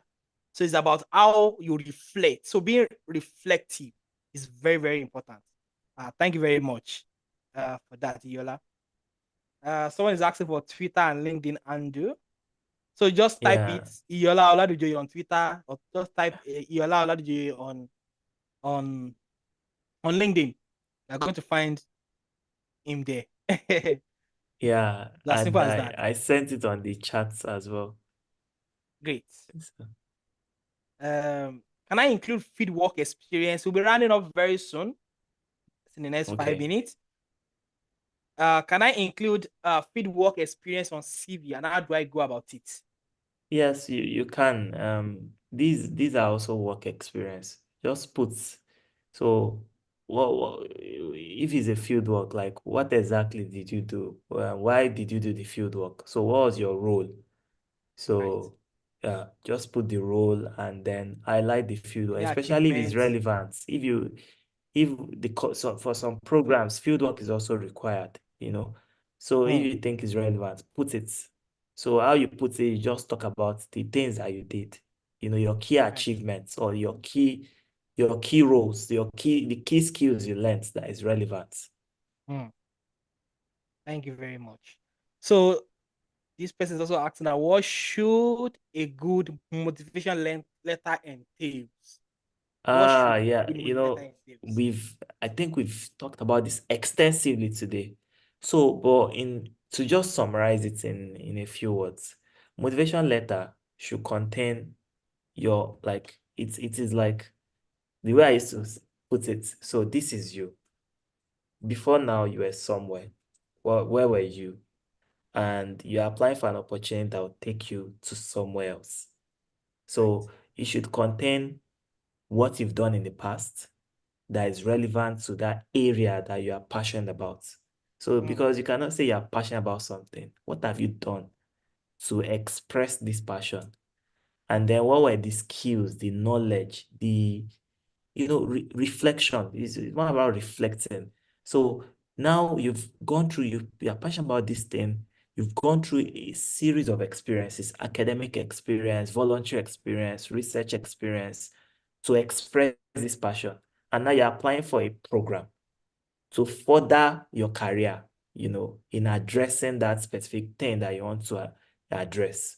So how is then this program well positioned for you? Why is this program the best for you? And how are you the best candidate for the program? So these are the things that you need to mention in a motivation letter. And then you talk about your career goals. So after this master's, after this PhD, I'll do this and this, long term, short term. Thank you very much, Yola. I mean, it's about your story, your journey. What have you done? Why is this course for you? What is it going to do to your future career? What's your long-term and short-term goal? You have to be able to give a lot of conviction or convince the reviewer board that indeed this course or this program is actually for you. So you have to show what you've done in the past and how they align with where you are going and what's actually piquing your interest. So I have a video on this channel again where I think there's a video on personal statement on motivation letter for graduate school. It's just about your motivation, like why are you passionate about this course? What is it going to do for your future career? What are your experiences? As Yola said, it's about telling a story. So you are telling a story in a way that actually is going to convince someone to give you offer. So you have to write it in a way that if anybody picks up your letter or your personal statement or your statement of intent or your motivation letter, they are going to be inspired to understand why you need to be on that program and why should they give you funding. So Yeah. you have to reflect. You have to be reflective of your story and your You know, journey. one thing I tell people is that, graduate school application is an investment, right? A It's lot of like investments. it's thousands of, Yola, dollars, how much does pounds. your master's cost? If they want to, like you say, you want to pay for it, Yeah. how much So does it cost in total? if I want to pay for it, like the whole masters, with the stipend and everything, is 49,000 euros. And 49,000 euros, if you typed on Google today, to Naira is 80 million Naira. So Right. then I used to think about it. What would I tell someone Hmm. that, what exactly do I need to tell someone that I am worth an 80 million Naira Invested. investment? You know? So how do I need to communicate this in writing and say, okay, and at the end of Hmm. the day, this person will say, okay, take this 80 million naira and go around the world to get the degree. So, that's really it. And so it comes with a lot of benefits, a lot of networking, opportunity, access. I've been to places that I can only imagine them in my dreams, like before now. So, you know, it's worth more than 80 million naira, honestly, Right. because I've done some training even within the masters at some big farmers like GSK. I've talked with executives in different organizations. I'm even here at University of Oxford doing my research with the top brains in the field. These were people that, maybe when I was watching some documentary, I'll be like, oh, this science fiction. Yeah. And I'm doing the research with these people, right? I was telling someone in my lab that there was one time that I used to read your paper. I was like, okay. And the person was a PhD student and he has done a lot.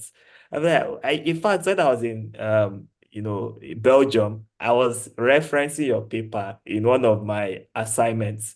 It's really it's mind blowing when you think about how much graduate school can give you and the exposure it can give you. Like it's it's out of the world. It's an out of the world experience, especially when you know where you're coming from, right?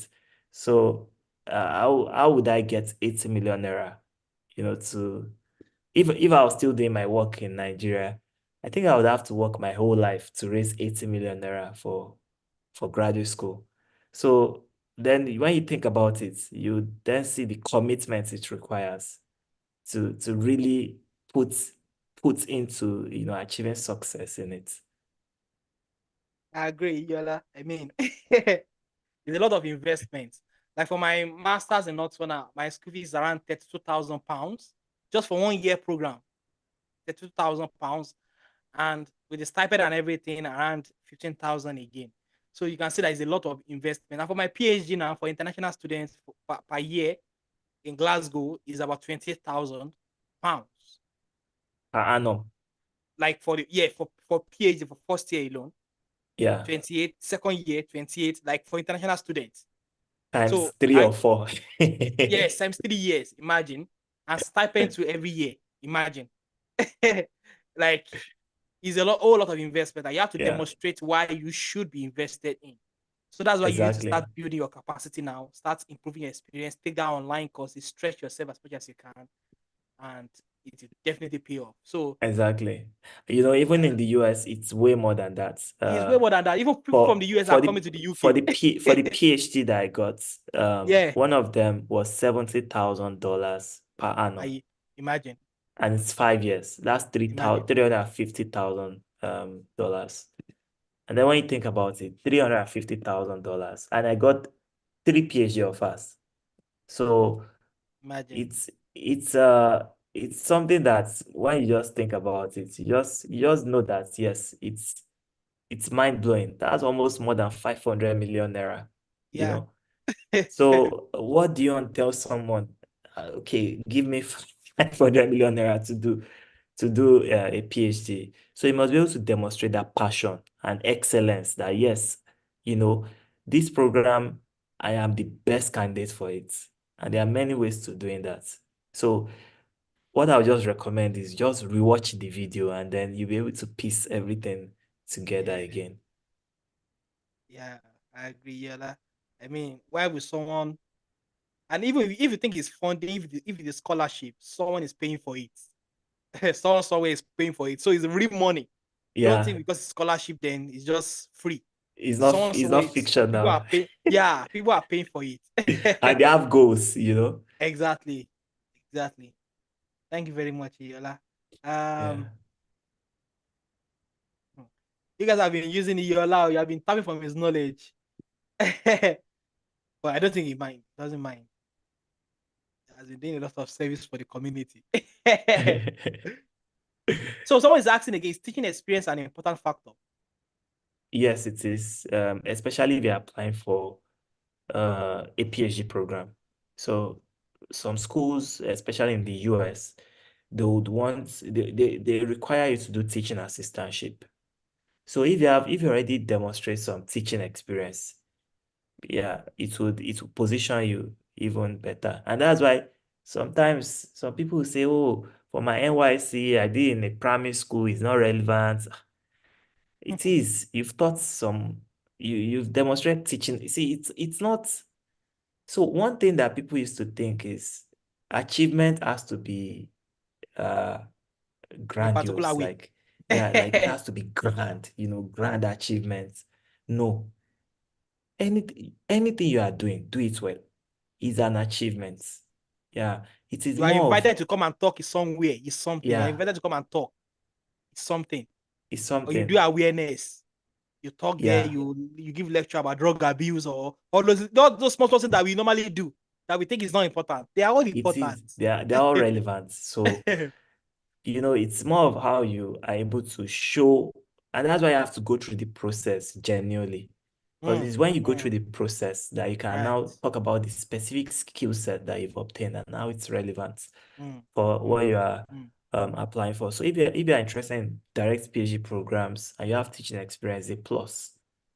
In fact, for one of the PhD that I got, they did not even require SOP. They just they just stated what are your research experience. Then I highlighted my undergraduate research experience, in fact. Wow. And then they said what are your teaching experiences, and I talked about my NYC experience, and I got Wow. it. Hey, you have a question So that call me. Hope you don't have another thing you want to do immediately because it's really, yeah, like or you want to just take the questions. one thing is I think I can attend to the questions on the chats because right now there are some other things I want to attend That's to. it. Yeah, So, but this can be we can continue this conversation even beyond this. I agree. Yeah, and even if I I have time, if I agree, have Yola. time, we can also Have have another like Twitter session. space or another session. We can have part two. Right. Yeah. We Thank you can very have much for part that. two, and people should continue to ask their questions, and also give feedback as well. It's very, very important. And if you think there's a specific aspect that you think we should go more into, then we can definitely have another session at that time. Yeah. Yeah, I agree, Yola. I think let's just round up with this particular question, which maybe we didn't really do justice to it, is about CGPA. Someone is already asking that I have 2.7 out of 5. So Yeah. how important is CGPA and what will you recommend? So yeah, CGPAs are very important. So one thing I tell someone is if you want to run a race, right? You need legs. That's a basic thing. Whether you can run or you cannot run fast, you need legs to run. That's Mm, how CGPA is relevant for graduate school application. You need a very good CGPA. At least a CGPA of 3.5 out of 5.0 would position you well for graduate school applications.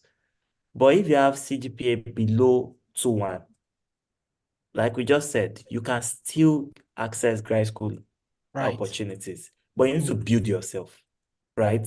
So where you have a shortfall in CGPA, you understand there are many things you can do.